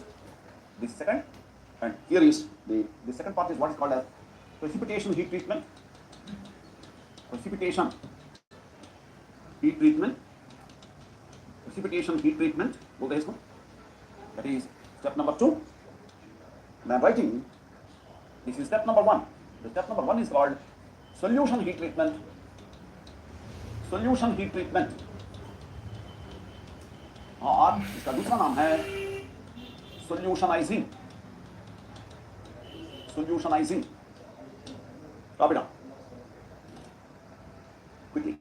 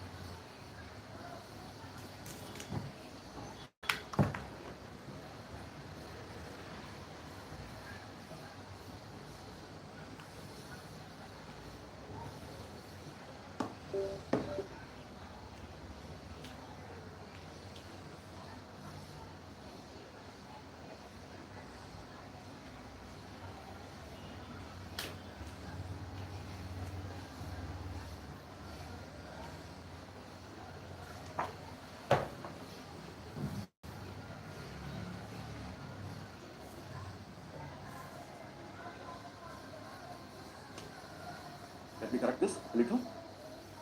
Yeah.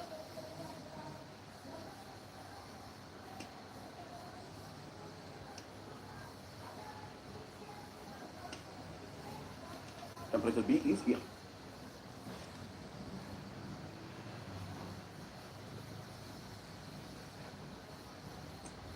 These two diagrams must be understood together. Whatever letters I have shown here, A, B, C, they are indicating temperatures on the y-axis. Similarly here, right? Please copy down the diagram and quickly we'll take up the explanation part.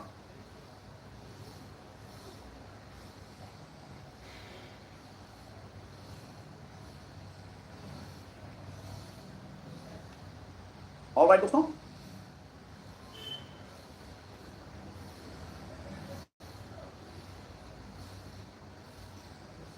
Right. अब ध्यान दीजिए. There are questions that are coming up on this technique in the examinations. Out of strengthening mechanisms, definite questions are seen several times on this technique. Therefore, take it very, very importantly. ध्यान दीजिए दोस्तों. Sir, how is precipitation strengthening carried out? Precipitation strengthening is carried out in two stages. Number one, first step is called as solution heat treatment or solutionizing. Second step is called as precipitation heat treatment. These are the two steps in which precipitation strengthening is achieved. Second point, जैसा आप यहाँ से देख सकते हैं, for precipitation strengthening, an alloy composition is chosen. कौन सा alloy ले सकते हैं? Can you do precipitation? यहाँ से precipitation treatment strengthening carried out. Precipitation strengthening is carried out in two stages. Therefore, take it very, very importantly. ध्यान दीजिए दोस्तों. Sir, how is precipitation strengthening carried out? Precipitation strengthening is carried out in two stages. Number one, first step is called as solution heat treatment or solutionizing. Second step is called as precipitation heat treatment. These are the two steps in which precipitation strengthening is achieved.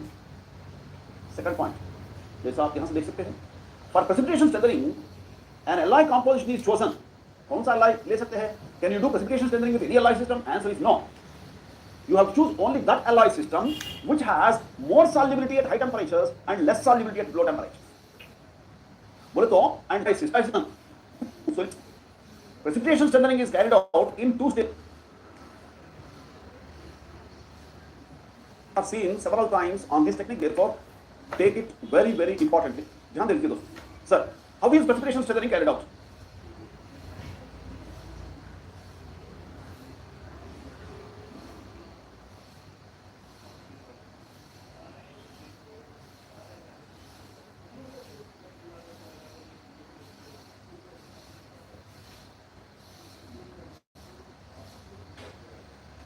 Precipitation strengthening is carried out in two stages.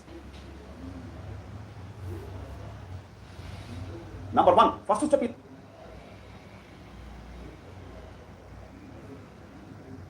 called as solution heat treatment or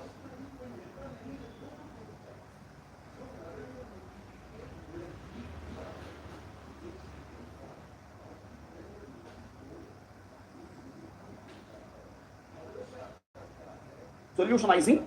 Second step is called as precipitation heat.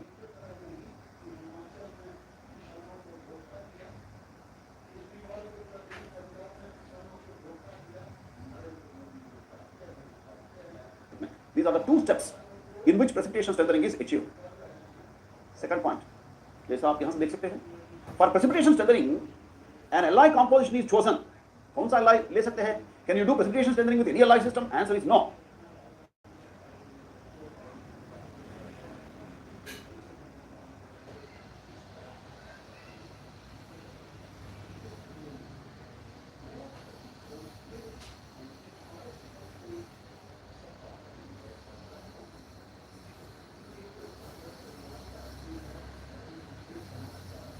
You have to choose only that alloy system which has more solubility at high temperatures and less.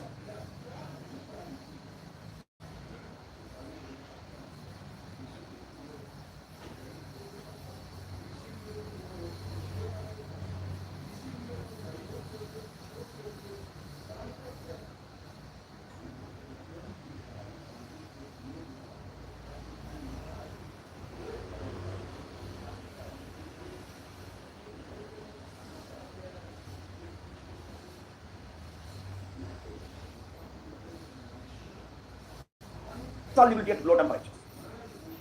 बोले तो you have to choose only that alloy system. You have to choose only that alloy composition which shows more solubility at high temperatures and less solubility at low temperatures. Come on, ये बात नजर में रख लेना. And for precipitation strengthening, an alloy system is chosen which has, come on, high solubility at high temperatures. And with decrease in solubility keeps on decreasing. वैसा वाला alloy system को लेना है, बोले तो partial technical alloy system को लेना है. All right sir, मैं इस composition alloy को ले लिया. Z star is the comp.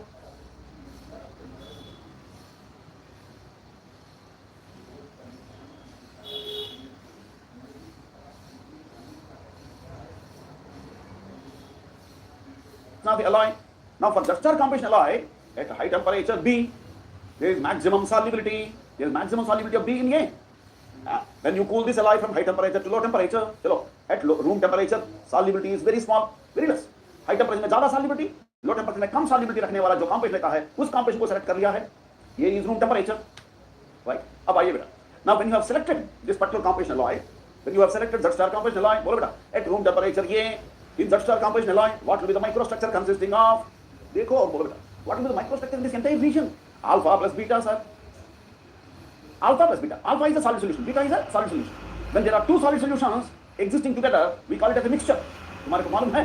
Classification of binary alloys में दे दिया था. When two or more number of solid solutions are existing together, it is called as a mixture. Now this is a mixture. That means the microstructure of Z star composition alloy at room temperature will consist of mixture of two solid solutions. All right. अब क्या कर रहा है? You are taking this Z star composition alloy. You are heating it to some temperature B. What is the importance of the temperature B? At temperature B, come on. By the time when you heat this alloy to temperature B, देखो और बोलो बेटा, at temperature B level, how many phases are there? देखो diagram में देखो बोलो. At temperature B, only one phase alpha is present. Right? So गर्म करने से क्या हो गया होगा? At room temperature दो phases था, alpha के साथ बीटा भी था.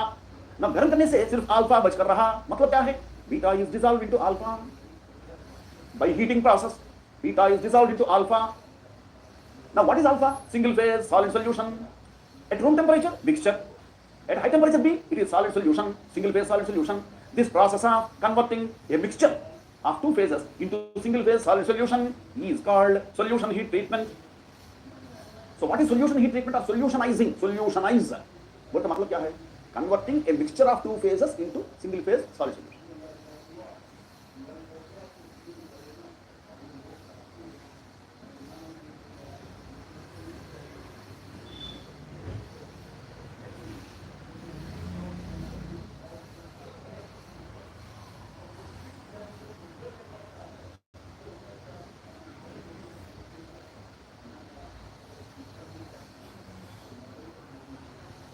Solution heat treatment. So what is solution heat treatment or solutionizing? Solutionize. What the मतलब क्या है? Converting a mixture of two phases into single phase solution.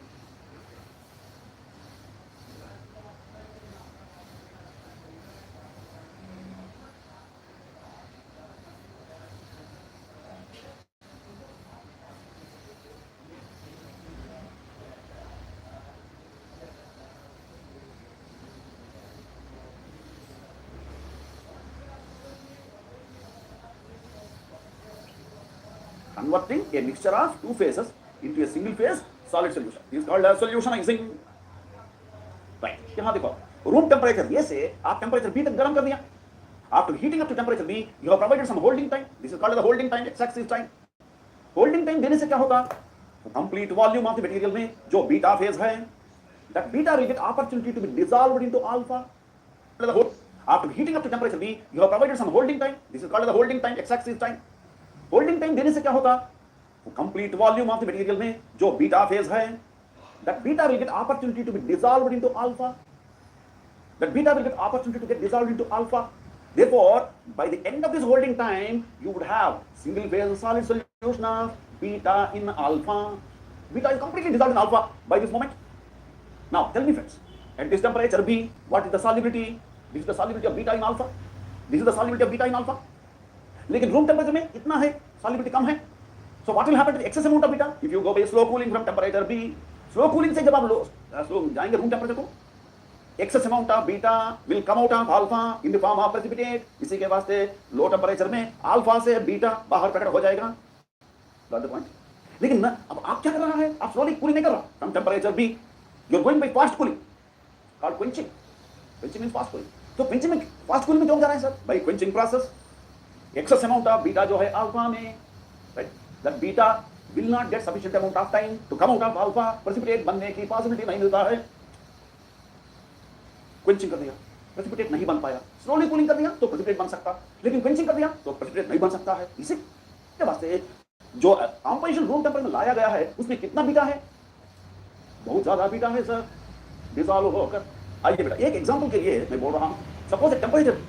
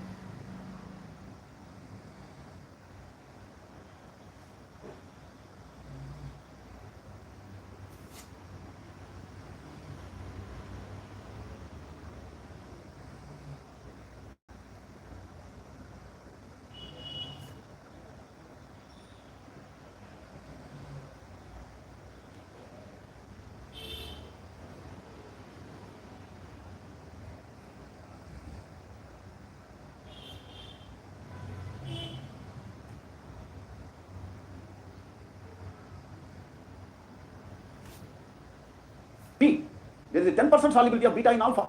At room temperature A, there is only 2% solubility of beta in alpha.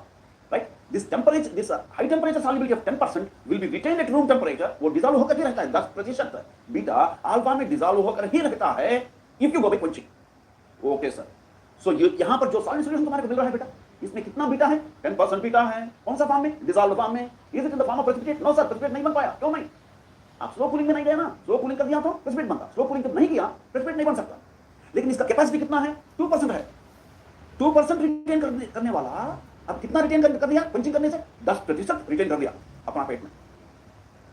सो यहां पर जो मिल रहा है बेटा, is it a saturated solid solution और super saturated solid solution?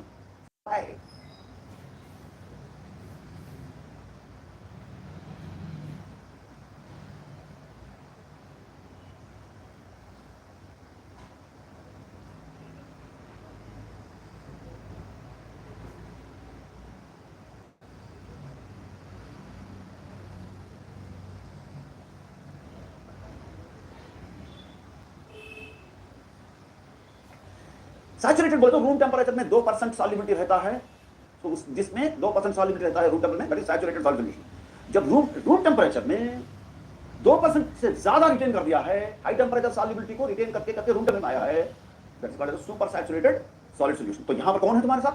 Super saturated solid solution of beta in alpha. कितना है alpha में? बीटा 10% है।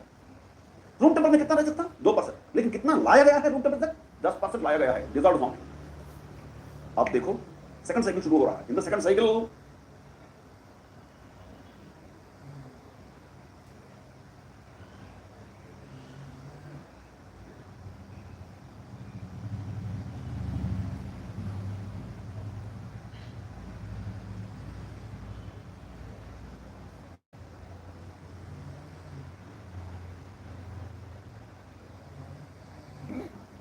implement precipitation heat treatment. What do we do, sir? After this solutionizing, we go for again heating this alloy to some other intermediate temperature C. Sir, what is the importance of temperature C? यहाँ देखो. Temperature C is below the solver's line. Are you able to see? Now, below the solver's line at temperature C, what is the solubility? What is the solubility? This is the solubility at temperature C. This is the solubility at temperature C. Is it equal to 10% or less than 10%? This is 10%. This is less than 10%, is it not? Quenching से 10% लाया गया है, 10% beta in alpha लाया गया है. जब आप दोबारा गर्म करते हैं बेटा, तो इस टेम्परेचर से गर्म करने से क्या होता है? गर्म कर रहा है और होल्डिंग टाइम दे रहा है. गर्म कर दिया और होल्डिंग टाइम दे दिया. गर्म करके होल्डिंग टाइम जब देते हैं बेटा, इस टेम्परेचर में सॉल्युबिलिटी लेट अस से फॉर एग्जांपल 4% है. राइट? लेकिन क्वेंचिंग करके 10% लाया गया है, इस टेम्परेचर में 4% है. सो एक्सेस कितना है beta? 6%. That 6% excess beta will start coming out of alpha in the form of precipitate. Precipitate formation is time dependent phenomenon. That is the reason why इस temperature में holding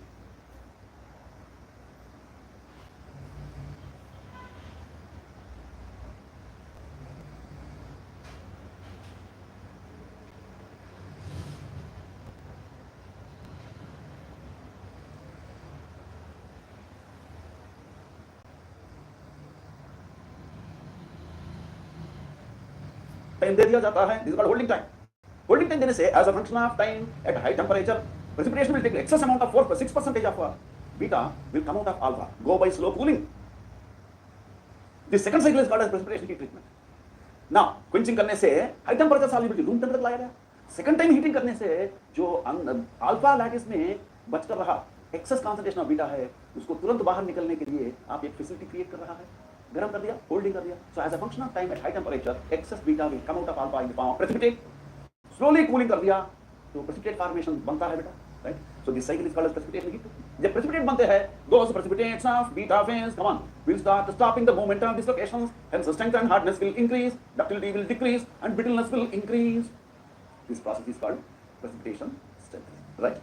Now certain simple aspects for the continuation of this, that is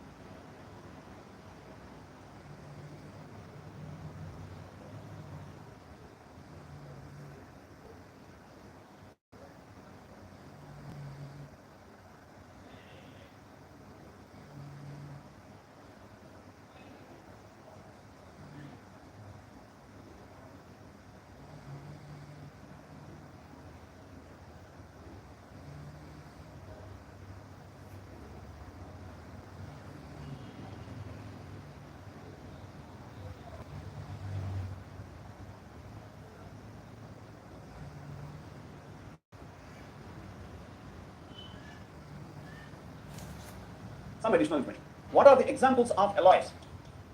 Examples of precipitation hardenable alloys.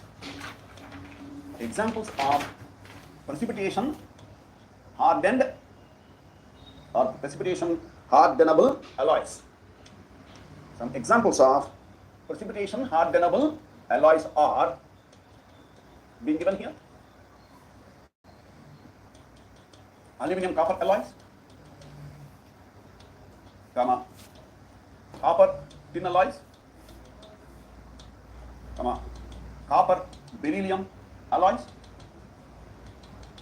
magnesium aluminum alloys, comma, titanium aluminum vanadium alloys. These are precipitation hardenable alloys. Questions are coming up on these examples also. And then if you try to plot the yield strength or hardness of the precipitation hardened alloy. Yield strength or hardness of precipitation hardened alloy, if it is plotted as a function of aging time, if it is plotted as a function of aging time or precipitate particle size,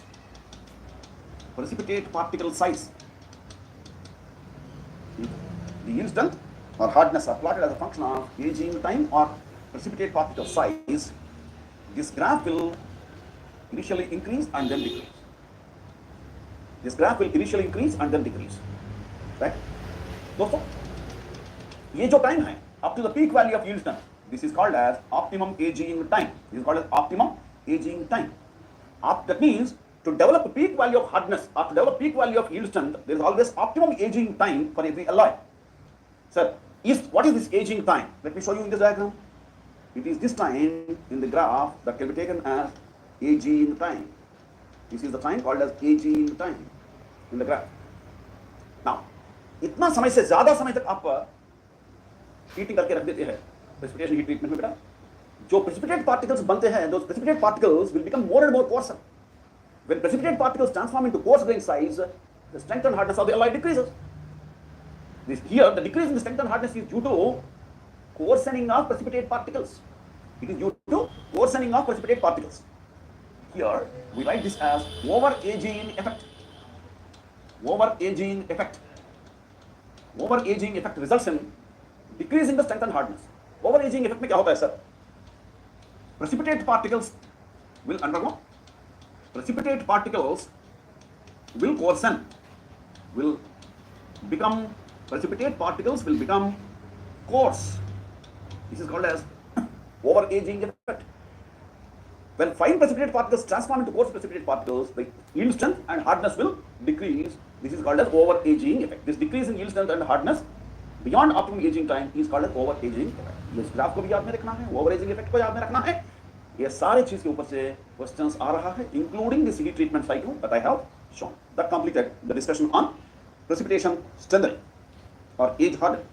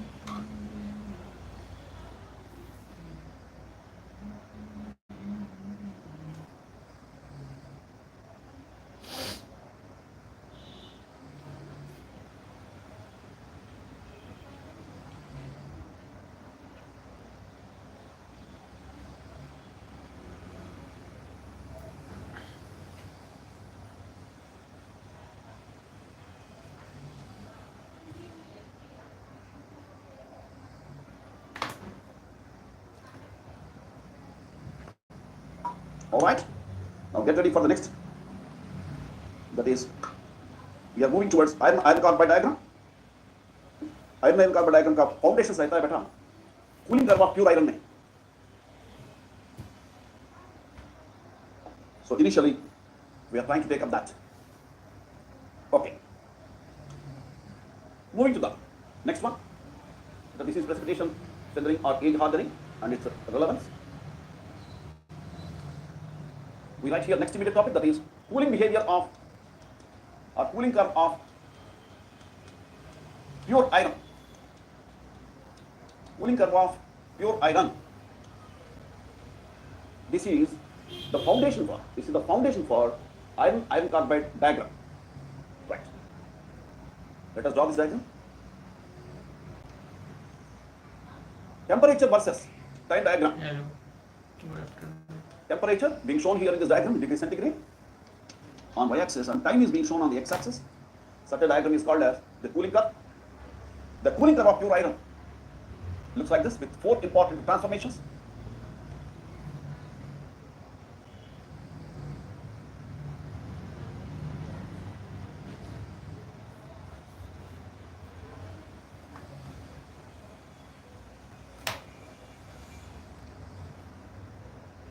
The first transformation will be shown at 768 degrees centigrade. The second horizontal line of transformation line will be at 910 degrees centigrade. The third horizontal line is at 1400 degrees centigrade, 1400, and next horizontal line is at 1539 degrees centigrade. 1539 degrees centigrade. Next, we try to write the names of the items that we come across. The iron which exists from room temperature all the way up to 910 degrees centigrade, is called as alpha iron. This is called as alpha iron. Iron which exists from room temperature all the way up to 910 degrees centigrade is alpha iron. This alpha iron is of BCC structure with average number of atoms equal to 2. With average number of atoms equal to 2. It is of BCC structure with average number of atoms equal to 2. It will be magnetic in character. Only up to 768 degrees centigrade during heating. गर्म करने के समय में 768 degree centigrade तक ही iron अपना magnetism को retain कर सकता है. Above 768 तक जब आप गर्म करते हैं, exactly at 768 degree centigrade, magnetic iron transforms into non-magnetic nature. Therefore, above 768 degree centigrade, जो alpha iron रहता है, it will be called as a non-magnetic iron. It will be known as a non-magnetic iron or paramagnetic iron बोलते हैं. Now, talking about the iron, suppose you heat this iron to above 910 degrees centigrade. In that iron, there will be a crystal structure transformation from BCC structure to FCC structure. In that FCC structure, iron is known as gamma iron. So we write here above 910 up to 1400 degrees centigrade, the iron is known as gamma iron. It will be FCC in crystal structure with average number of atoms equal to 4. It continues to be non-magnetic in nature. Now, if this gamma iron, which is FCC in crystal structure, is heated to a temperature above 1400 degrees centigrade, there will be another allotropic transformation. In iron. That FCC iron transforms back into BCC form. That high temperature BCC iron is called delta iron. High temperature BCC iron is known as delta iron. It has average number of atoms equal to 2, and it continues to be non-magnetic in nature. Now, if this non-magnetic BCC delta iron is heated to above 1539 degrees centigrade, this 1539 degrees centigrade is called as melting point of pure iron. It is a melting point of pure iron. Therefore, when you heat iron above melting point, when you heat this delta iron to above melting point, it will change from solid state to liquid state. So above 1539 degrees centigrade, the iron transforms into liquid state. In the liquid state, it is not possible to maintain crystal structures. That's the reason why we don't write any crystal structures above 1539 degrees centigrade. Come on, दोस्तों. Now, जो changes मैं इस diagram में अभी तक लिख दिया है और बोल दिया है, all these changes are possible. All these changes can be discussed during cooling process also, because all these transformations shown here are thermodynamically reversible transformations. Therefore, you can always start above 1539 degrees centigrade. You are going to have liquid iron, right? When this liquid iron is cooled from above melting point to below melting point 1539, the first solid phase which is formed is called as delta iron.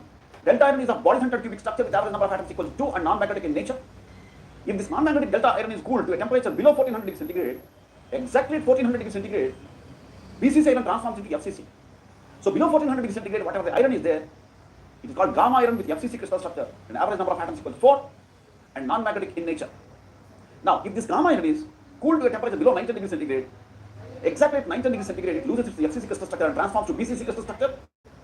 So below 90 degrees centigrade, the BCC iron is called as alpha iron with average number of atoms equal to 2, non-magnetic or paramagnetic in nature? If this non-magnetic iron is, non-magnetic BCC iron is cooled to a temperature below 768 degrees centigrade, it transforms from paramagnetic nature to ferromagnetic nature.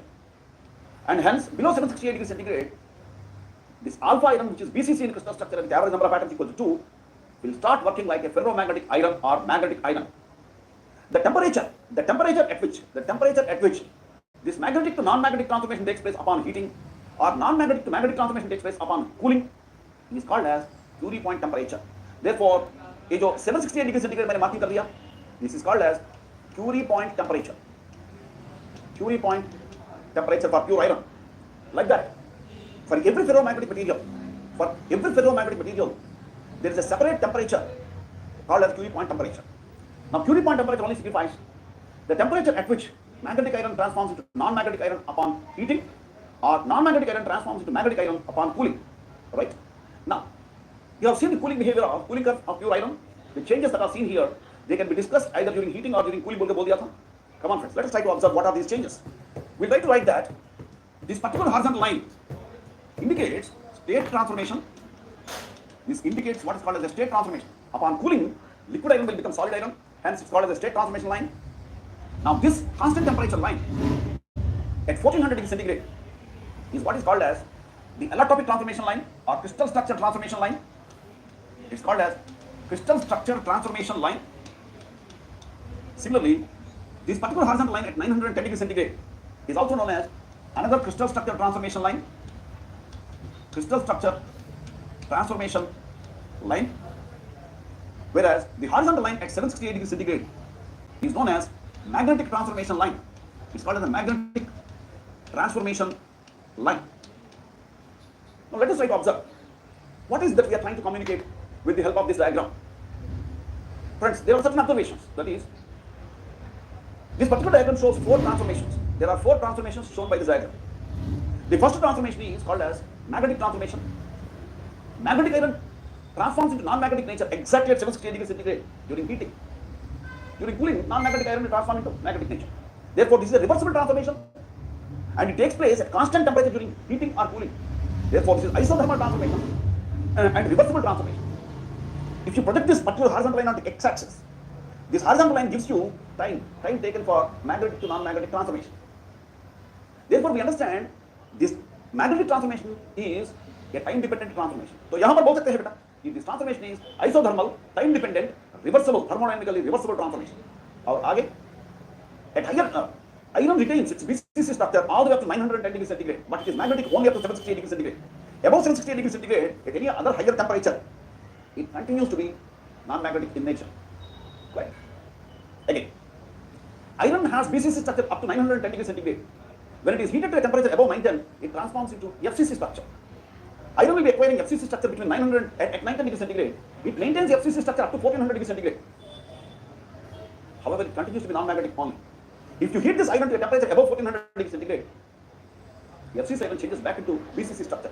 Therefore, there are 2 crystal structure transformations which are taking place at 910 degrees centigrade and 1400 degrees centigrade. These 2 transformations are also isothermal transformations, thermodynamically reversible transformations, and if you take the projection of these lines on x-axis, you will get the time that is taken for this crystal structure transformation. Therefore, these are time-dependent, isothermal, reversible transformations. Come on. If you heat this iron to a temperature above 1400 degrees centigrade, the iron changes its crystal structure from FCC to BCC structure. At high temperatures also iron is BCC, however it continues to be non-magnetic only. At 1539 degrees centigrade, solid iron transforms into liquid iron by melting. Therefore, a state transformation takes place here at 1539 degrees centigrade. That state transformation is also thermodynamically reversible, isothermal and time-dependent transformation. Therefore, this diagram shows 4 transformations. All the 4 transformations are isothermal, time-dependent and thermodynamically reversible transformations. Right?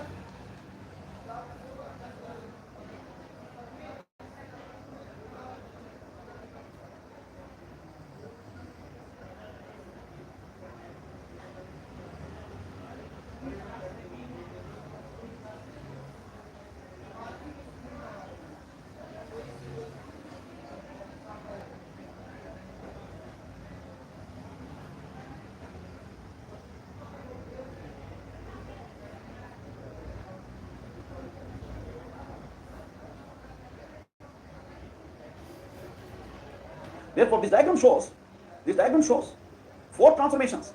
All the 4 transformations are isothermal, time dependent, and thermodynamically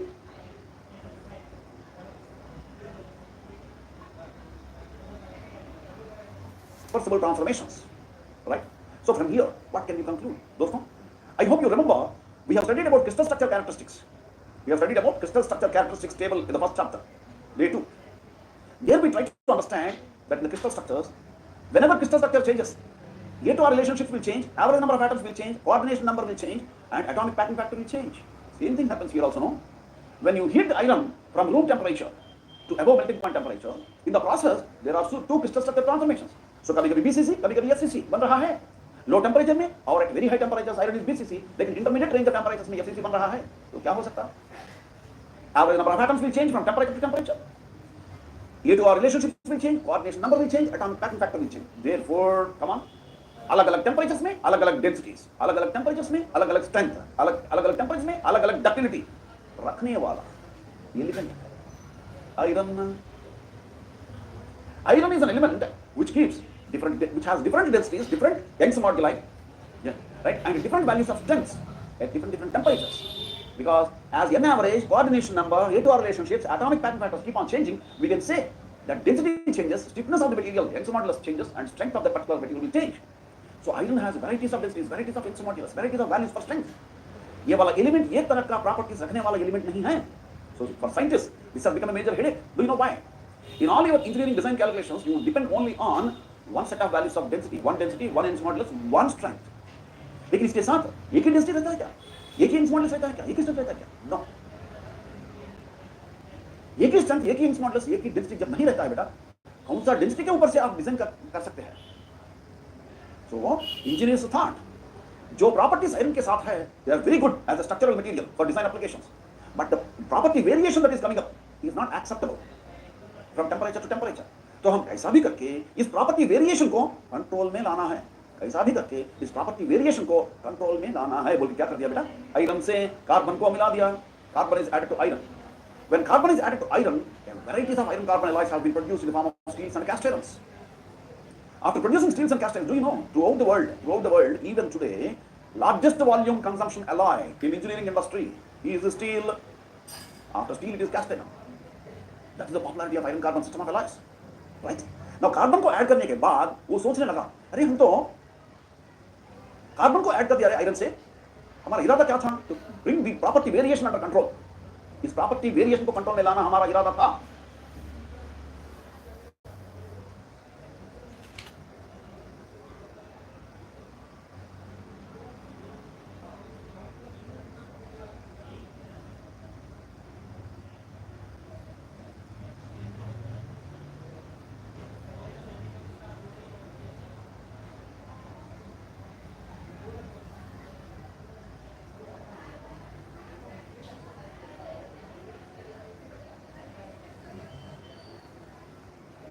right? लेकिन यदि वो carbon इस property variation को control में ला सका या नहीं ला सका, वो देखने के लिए बेटा आगे बढ़ रहा है. कहां देख पाएंगे? आयरन कार्बाइड डायग्राम में. बोलो बेटा, logically what is next topic? Iron carbide diagram. वहां देखने के बाद, वहां जाने के बाद बेटा आयरन कार्बाइड डायग्राम क्यों पढ़ते हैं हम लोग?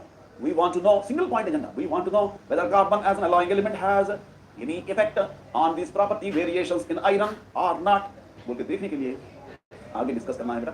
आयरन कार्बन एलॉय सिस्टम और आयरन कार्बन इक्विलिब्रियम डायग्राम और iron carbide diagram. That's going to be after the dinner break. Alright, 15 minute time मिल रहा है to facilitate your dinner.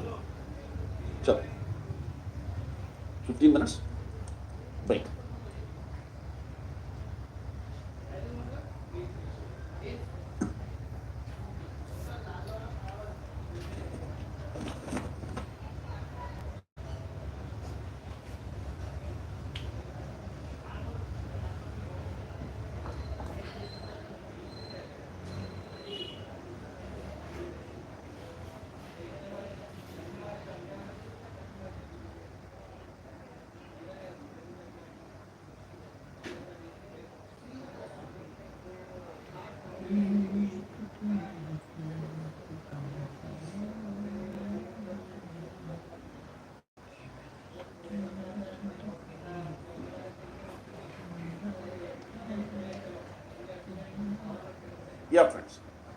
We are back here.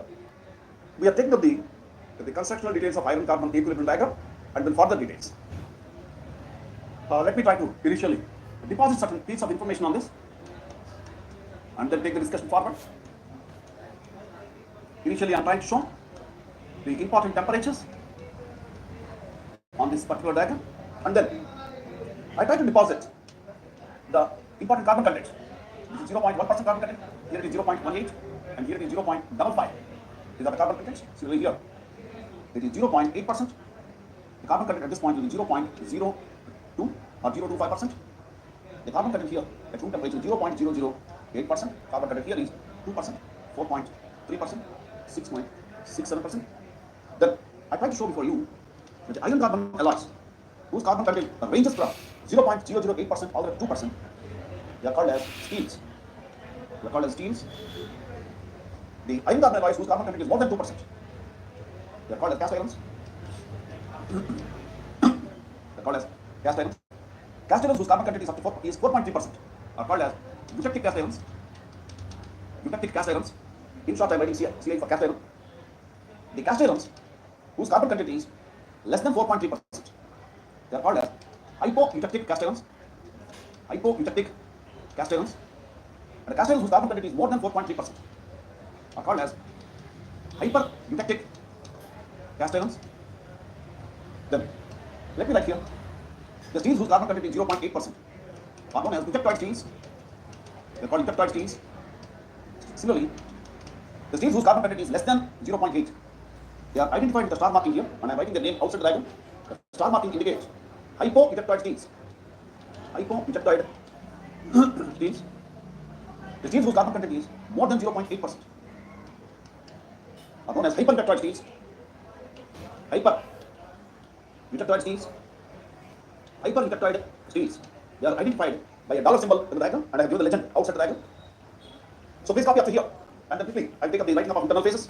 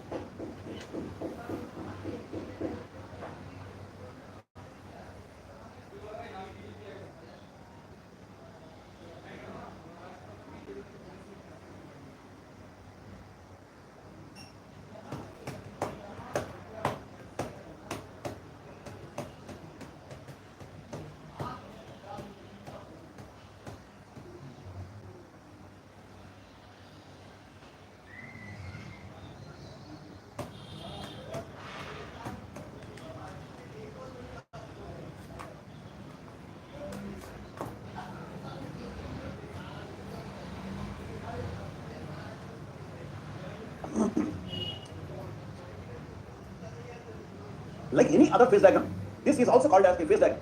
Like any, it's like example diagram. Okay. This particular diagram has got two different names. We call it as iron-carbon equilibrium diagram or iron-carbide diagram. That's all. Now coming again, if you examine this particular diagram, like any other phase diagram, this is also called as a phase diagram. Like any other equilibrium diagram, this is also called as an equilibrium diagram. Because data required for construction of this diagram is generated from cooling curves under slow cooling conditions and slow heating conditions. Number 3, this diagram has temperature on y-axis and composition on the x-axis.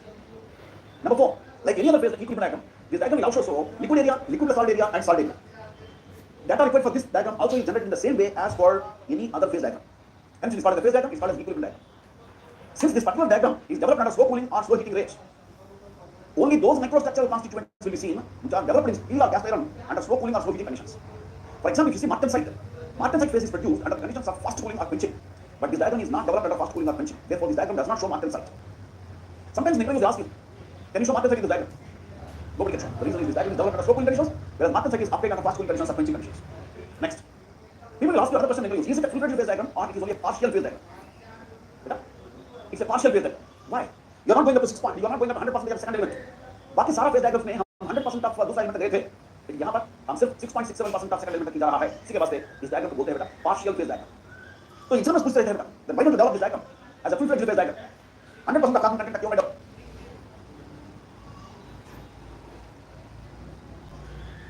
लेकिन यहाँ पर हम सिर्फ 6.67% of second element तक ही जा रहा है. इसी के वास्ते इस डायग्राम को बोलते हैं बेटा पार्शियल फेज डायग्राम. तो एग्जामिनर्स पूछते रहते हैं बेटा, then why don't you develop this diagram as a full-fledged phase diagram? 100% of carbon content तक क्यों नहीं डेवलप करते हैं? याद में रख लीजिए. Not possible. Sir, why not? The issue is that, दोस्तों, when you add carbon as an alloying element in iron, molten iron में जब आप कार्बन को alloying element का रूप में ऐड करना चाहते हैं, कार्बन exhibits sublimation tendency. बोल तो मतलब क्या है? Carbon undergoes transformation from solid state to vapor state directly without entering into liquid state. So when carbon is added to molten iron, carbon undergoes sublimation tendency from solid state to vapor state by extracting heat from iron. ये फर्क क्या बोल रहा है? हाँ बोल.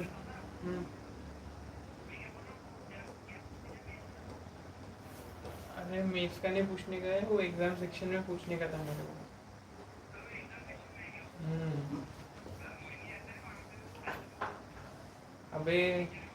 अबे वो उसको नहीं पूछने का है, मेरी डिग्री प्रिंट हुई कि नहीं वो पूछने का है. वो वहाँ पे चश्मे वाला मास्टर नहीं रहता क्या, उसको पूछना पड़ता थोड़ा. और वो पैसे नहीं आए वो भी पूछने का है. मेस का वो भी मैं आके देख लूंगा वहाँ पे, लेकिन मेन बात डिग्री प्रिंट हुई कि नहीं वो पूछने का है. क्योंकि वो मालूम पड़ा तभी आऊँगा ना मैं फिर लेने के लिए. कुछ नहीं, वो मास्टर के पास में खड़े रहना सिर्फ. हाँ मतलब उसको बोलना मेरे बड़ा भाई अभी पास आउट हुआ था, तो उसका डिग्री प्रिंट हुई कि नहीं वो पूछने का है. अरे वो बोला, वो फिर मराठी में बोलता अरे नहीं ऐसा नहीं वैसा कुछ नहीं, वहीं पे खड़े रहने का. फिर वो खुद ही उठ के फिर देखता, फिर निकाल के वो कवर्ड में से निकालता. नंबर पूछेंगे तो मेरा वो आईडी नंबर बता देना, मैं तेरे को व्हाट्सएप कर दूंगा. ठीक है. हाँ ये ले पापा जी. हाँ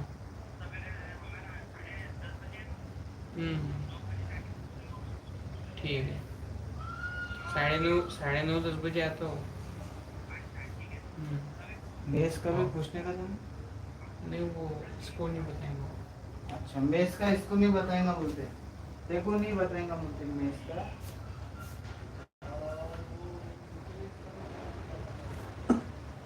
Therefore, जैसा जैसा आप ऐड करते जाओगे वैसा वैसा वो एवापोरेशन बनकर निकलता जाएगा क्रूसिबल से बाहर, लेकिन आयरन के अंदर नहीं जाते हैं. इसी के वास्ते 100% कार्बन कंटेंट तक जाना मुश्किल होता है. That is the reason why nobody has developed it practically up to 100% of carbon content. Hence, this diagram remains as the partial phase diagram. Right? Next, people will ask another question. All right, if there is sublimation tendency of carbon as a problem, you can stop it at 6% or 7%. Why are you stopping it at 6.67%? This is the question. We are stopping it at 6.67% because 6.67% happens to be the highest carbon solubility in iron-carbon system of alloys. 6.67% happens to be the highest carbon solubility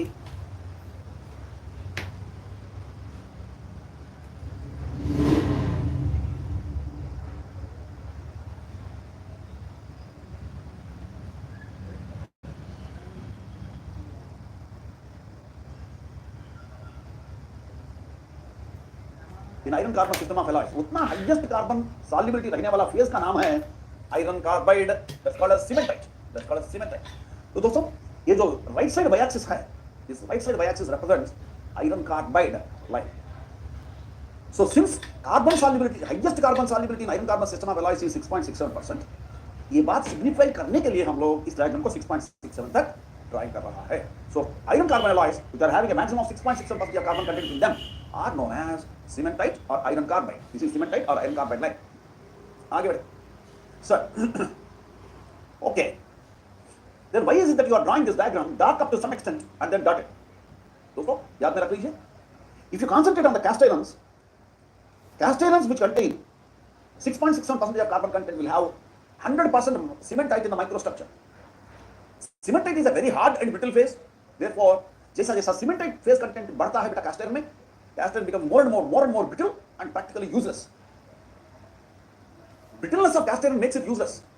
Now, when you increase the carbon content in cast irons, the brittleness increases because cementite content increases. Now, when cementite content increases beyond a certain limit, the resulting cast irons will become practically useless. ये बात signify करने के लिए हम लोग क्या करते हैं, after a certain carbon content, we will try to draw this diagram as dotted line. इसका मतलब है इस dotted line region में जो cast irons है, इसका right side, those are practically useless cast irons. They don't have any practical applications. Now, if you see, for example, for most part of the time, we can understand that practically usable cast irons will always have less than 5% of carbon content in them. So 5% maximum, 5% तक drawing करते हैं इस line, बाद में dotted बना देते हैं because rest of the cast irons are having more cementite content in them and they are not having any practical applications. Right? अब आइए, ये सारा क्वेश्चन का आंसर देने के बाद the real discussion on the diagram starts. Sir, when you said that this is like any other phase diagram, come on, uppermost line, अब तक जो phase diagram देख लिया बेटा, compare with those phase diagrams. Uppermost line of every phase diagram is called as liquidus. Therefore, this is the liquidus. Is liquid on this liquidus and above this liquidus जो material रहता है बेटा, that is all liquid. This is liquidus. On this liquidus and above the liquidus जो material रहता है, all that is in the liquid state. Come again. Now you are required to write different phases in this particular diagram. Sir, मैं कैसा लिख सकता हूँ मैं?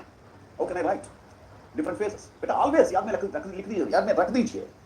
मैं जैसा कर रहा था वैसा करना। When you are writing phases, कैसा लिखना sir? Always write single phase region first. बाद में आप कॉमन रीजन्स को लिख सकते हैं। कॉमन रीजन्स में रहने वाला फेज के बारे में लिखना छोटा बच्चों का खेल है। सिंगल फेज रीजन जो रहता है वो लिखने में सब्जेक्ट का दम निकलता है।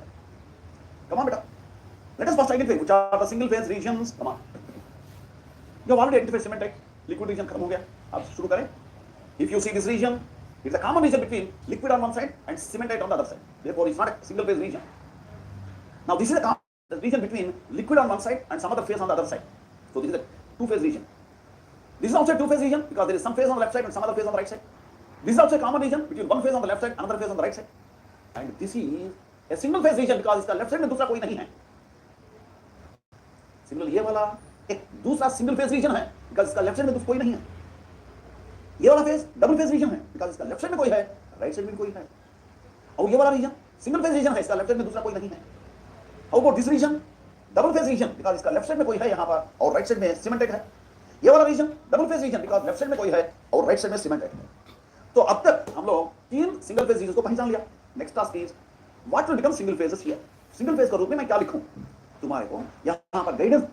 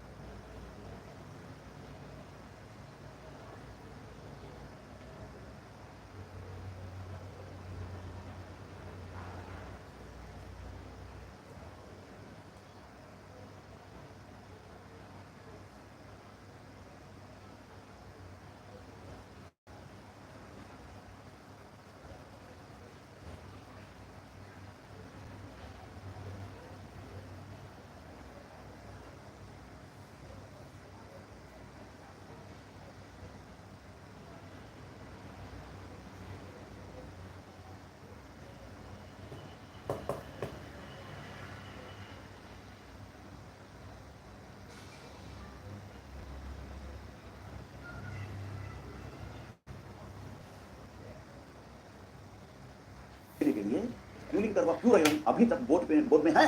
चलो बेटा देखेंगे तुम क्या बोल रहा है, कौन सा गाइडेंस मिलता है cooling curve of pure iron से, कौन सा गाइडेंस मिलता है। देखो एलॉय टेक्नोलॉजी नामक एक सब्जेक्ट है। एलॉय टेक्नोलॉजी में क्या बोला गया, single phases in alloys will be always dominated by corresponding pure metal। देखो यहाँ पर कौन है, this diagram is completely belong to pure iron, बोले तो प्योर मेटल का है, लेकिन यहाँ पर फेज डायग्राम बिलोंग alloys। तो ये वाला alloys का फेज डायग्राम में जो जो फेजेस सिंगल फेज का रूप में दर्शन देने वाला है वो कौन होता है, बोले तो single phase formation in alloys will be always governed by corresponding pure metal। इस डायग्राम का corresponding pure metal आयरन है। तो आयरन में कमान बेटा, आयरन में जैसा जैसा सिंगल फेजेस का फॉर्मेशन होता है in the same sequence iron related alloys में भी होता है। चलो देखेंगे तो आइए बेटा, लिक्विड फेज के बाद डेल्टा, डेल्टा फेज के बाद गामा, गामा के बाद अल्फा बनना है लिक्विड डेल्टा गामा अल्फा बोल के ये कूलिंग कर्व बता रहा है। सो देयरफॉर लिक्विड के बाद कमान, लिक्विड के बाद मिलने वाला पहला सॉलिड फेज डेल्टा, डेल्टा के बाद next solid phase gamma, gamma के बाद नेक्स्ट सॉलिड फेज अल्फा मिलना है लिक्विड डेल्टा गामा अल्फा, उसी सीक्वेंस में मिलना है। Got the point, job is done. So that is the help that is taken from cooling curve of pure iron. आइए बेटा अब कौन सा लिख रहा, when you already know what are the single phases, common regions can be written even by small kids। चलो देखेंगे कैसा लिख पाएंगे, with delta on one side and liquid on the other side, यहाँ पर दोनों रहना है delta plus liquid, with delta on one side and gamma on the other side, यहाँ पर दोनों रहना है delta plus gamma, with gamma on one side and liquid on the other side, यहाँ पर दोनों रहना है, with liquid on one side and cemented on the other side, यहाँ पर दोनों रहना है। Now in this region with gamma on one side and cementite on the other side, यहाँ पर दोनों रहना है gamma plus cementite, with alpha on one side and gamma on the other side, दोनों रहना है alpha plus gamma। और in this common region there is alpha on one side and cementite on the other side, therefore दोनों रहना है common region में, यहाँ पर मिलेगा alpha plus cementite, alpha plus cementite, right? Alpha is on one side and cementite is on the other side, therefore in this common region there will be alpha plus cementite।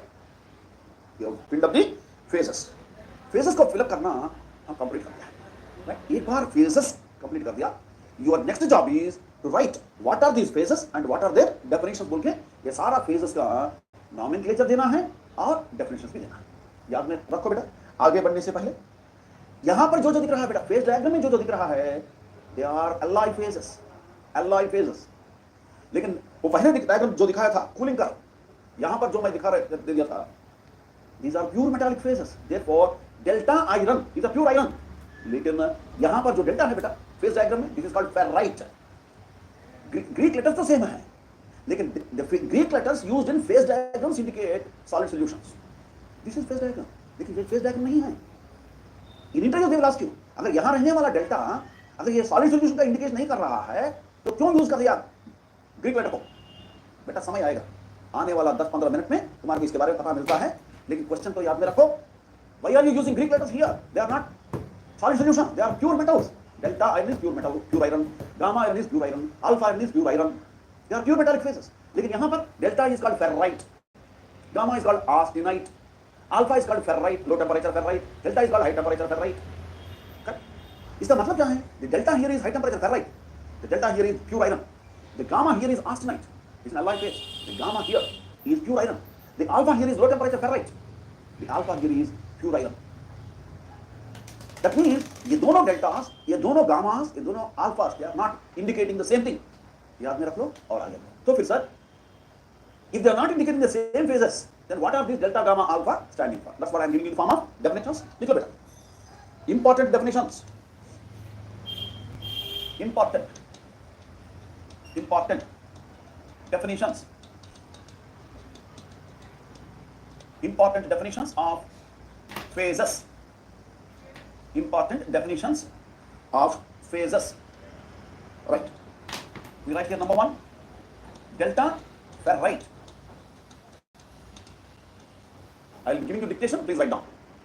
Delta ferrite is defined as, delta ferrite is defined as, delta ferrite is defined as an interstitial solid solution of, an interstitial solid solution of, an interstitial solid solution of carbon in delta iron, an interstitial solid solution of carbon in delta iron, gamma, which is a pure form iron, in delta iron, an interstitial solid solution of carbon in delta iron, comma, which is a pure form of iron,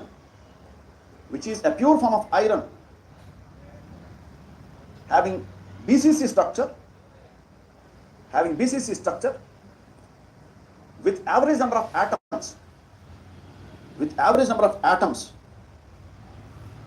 equal to 2,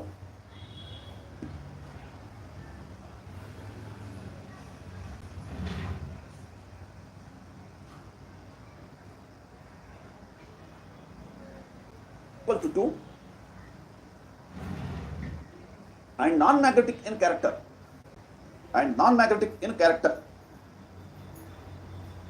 right? Full stop. Second definition. Austenite is defined as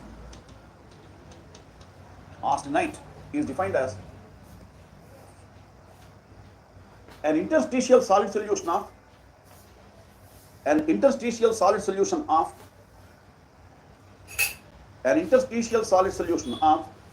carbon in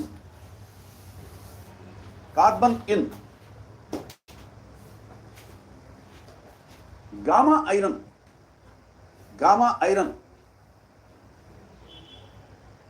comma, which is a pure form of iron,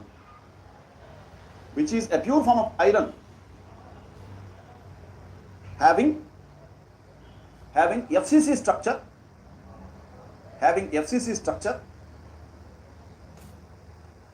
with average number of atoms equal to 4,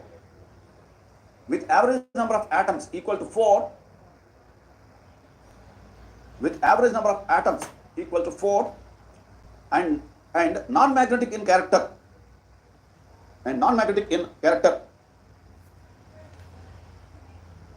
Next, third definition. Alpha ferrite is defined as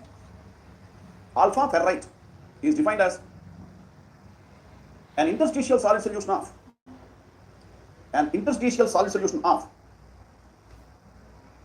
carbon in alpha iron, comma, which is a pure form of iron, having BCC structure, with average number of atoms equal to 2,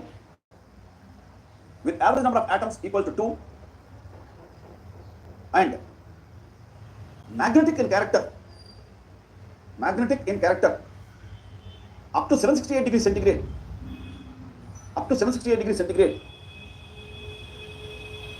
during heating.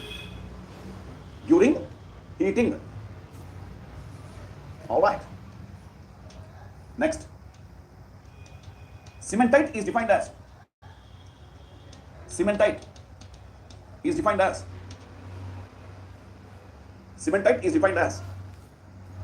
an interstitial compound of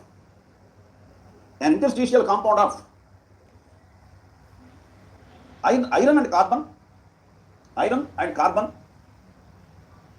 comma, having a maximum carbon solubility of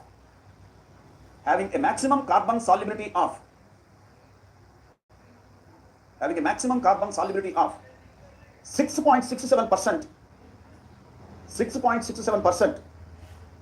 in it. Full stop. All right, friends. Now that you have seen the definitions of these phases which are seen in the iron-carbon equilibrium diagram, dosto, now there is no point in having this here.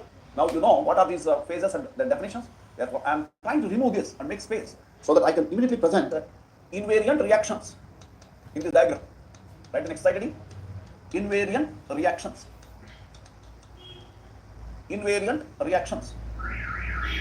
Now, how do we identify these invariant reactions? कितने invariant reactions रहता है और वो कहाँ पर है, वो कहे आइडेंटिफाई करने के लिए हम आगे बढ़ रहे हैं बेटा. देखो तो, look at the diagram. दोस्तों, remember every horizontal line indicates an invariant reaction. Invariant बोलने में मतलब क्या है? Already I have given you. Gibbs phase rule discuss करने के समय में मैं बोल दिया था, if degrees of freedom is equal to 0 the resulting transformation is called as invariant reaction. Correct है? नाउ अब याद में रख दीजिए बेटा, every horizontal line shown here indicates one invariant reaction. First horizontal line is called as peritectic reaction. Second horizontal line indicates eutectic transformation line, is called eutectic transformation line. Third horizontal line is known as eutectide transformation line. चलो आइए मेरे साथ सब बोल दीजिए, peritectic transformation line, eutectic transformation line और eutectide transformation line. This is first stage. Second stage is, sir, when does the transformation take place? A transformation will take place either during heating or cooling with reference to the temperature. बोले तो for example, you take this horizontal line, constant this temperature. With reference to this temperature, if you cool this particular composition alloy, if you cool this particular composition alloy, ये वाला composition alloy को अगर आप cooling करेंगे from above the horizontal line to below the horizontal line cooling करेंगे, तब होता है peritectic transformation. या नहीं, if you heat from below this horizontal line to above the horizontal line, अगर आप गर्म करते हैं तब बनते हैं peritectic transformation. So यहाँ से आपको पता मिल रहा है कि all this peritectic transformation is, it can be discussed either during cooling or during heating. Correct? Therefore, it's a thermodynamically reversible transformation. It is isothermal transformation and it is time-dependent transformation. So all the transformations, all invariant reactions are thermal, isothermal transformations, thermodynamically reversible transformations and time-dependent transformations. बोले तो slow cooling में, slow heating में दिखता है. चलो, so that is about peritectic transformation. अभी आइए. Now, when you want to write eutectic reaction takes place at eutectic composition. When you cool this composition alloy, when you cool this eutectic composition alloy from above this horizontal line to below this horizontal line, eutectic transformation will take place. Or when you heat this particular composition alloy from below horizontal line to above horizontal line, eutectic reaction will take place. Similarly, eutectide reaction will take place at eutectide composition. This is called eutectide composition. Now, steel which is having eutectide composition of carbon content, 0.8% carbon content, is called as eutectide steel. Now, when you cool this eutectide steel, either when you cool this eutectide steel from above this horizontal line to below the horizontal line, eutectide reaction will take place. Or number 2, when you heat this 0.8% carbon steel from below horizontal line to above horizontal line, eutectide reaction will take place. और जब भी हम reaction लिखते हैं, certain things important है. Number 1, कौन सा temperature में ये रिएक्शन बनता है. नंबर 2, कौन सा कार्बन कंटेंट में. And number 3, what is the reaction. ये तीन चीज इंपॉर्टेंट है. बोलो मेरे साथ. What is the temperature, what is the carbon content, and what is the reaction. These three things have to be now written here. Right? Join me दोस्तों. That is, कैसा लिख पाएंगे? चलो. Number 1, peritectic reaction. Peritectic reaction. Observe the diagram. चल रही. थोड़ा सा diagram को observe करते हुए आगे बढ़ेंगे बेटा. Come on. कौन सा temperature में? Where is this first horizontal line? At 1492 degree centigrade. कौन सा कार्बन कंटेंट में मैं एरो ड्राइंग कर दिया 0.18% कार्बन. ये पहले लिखो 1492 डिग्री सेंटीग्रेड टेम्परेचर में और 0.18% कार्बन कंटेंट में ये वाला रिएक्शन बनता है. अब रिएक्शन कौन सा है सर? जो तू देख रहा है वही रिएक्शन है. कमान बेटा. इस हॉरिजॉन्टल लाइन के ऊपर कौन है? Delta plus liquid. When you travel along the arrow it indicates cooling करने से delta plus liquid will transform into, इस हॉरिजॉन्टल लाइन के नीचे कौन है? Gamma. So delta plus liquid on cooling transforms into gamma. That is called as peritectic reaction. Or if you want to discuss during heating, चलो बेटा इस horizontal के नीचे कौन है? आर्सेनाइड है sir. Arsenide on heating transforms into delta plus liquid. इसका मतलब क्या है? You can write the reactions as reversible reactions also. चलो मैं लिख के दिखा दे रहा हूँ. Delta plus liquid on cooling, बोले तो minus delta H transforms to gamma. बेटा ये एक तरीका है. This reaction is written in only cooling, but in some books it is written as a reversible reaction. कैसा? Delta is written as solid 1 plus liquid is written as liquid. On reversible reaction, it transforms into solid 2 बोल के लिख दिया. This is also correct way of writing the reaction. Then, second reaction is called eutectic reaction. Eutectic reaction. Tell me friends, at what temperature does this reaction take place? ये horizontal line कौन सा temperature में है? 1147 में.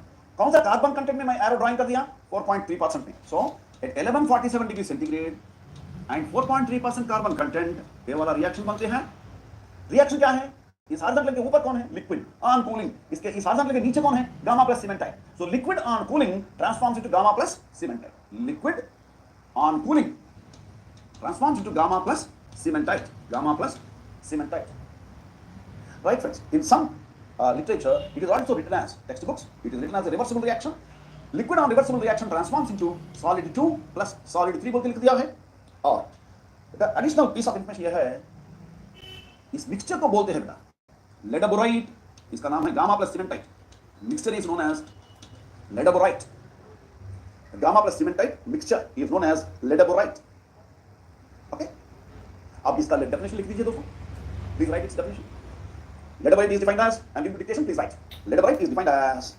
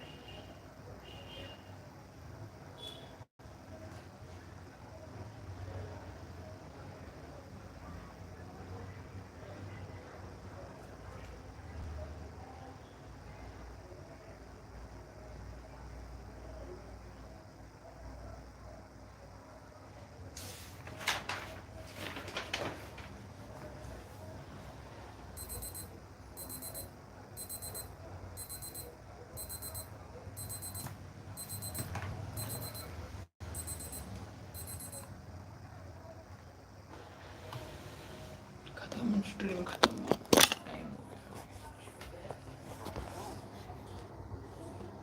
कोई आता ही नहीं.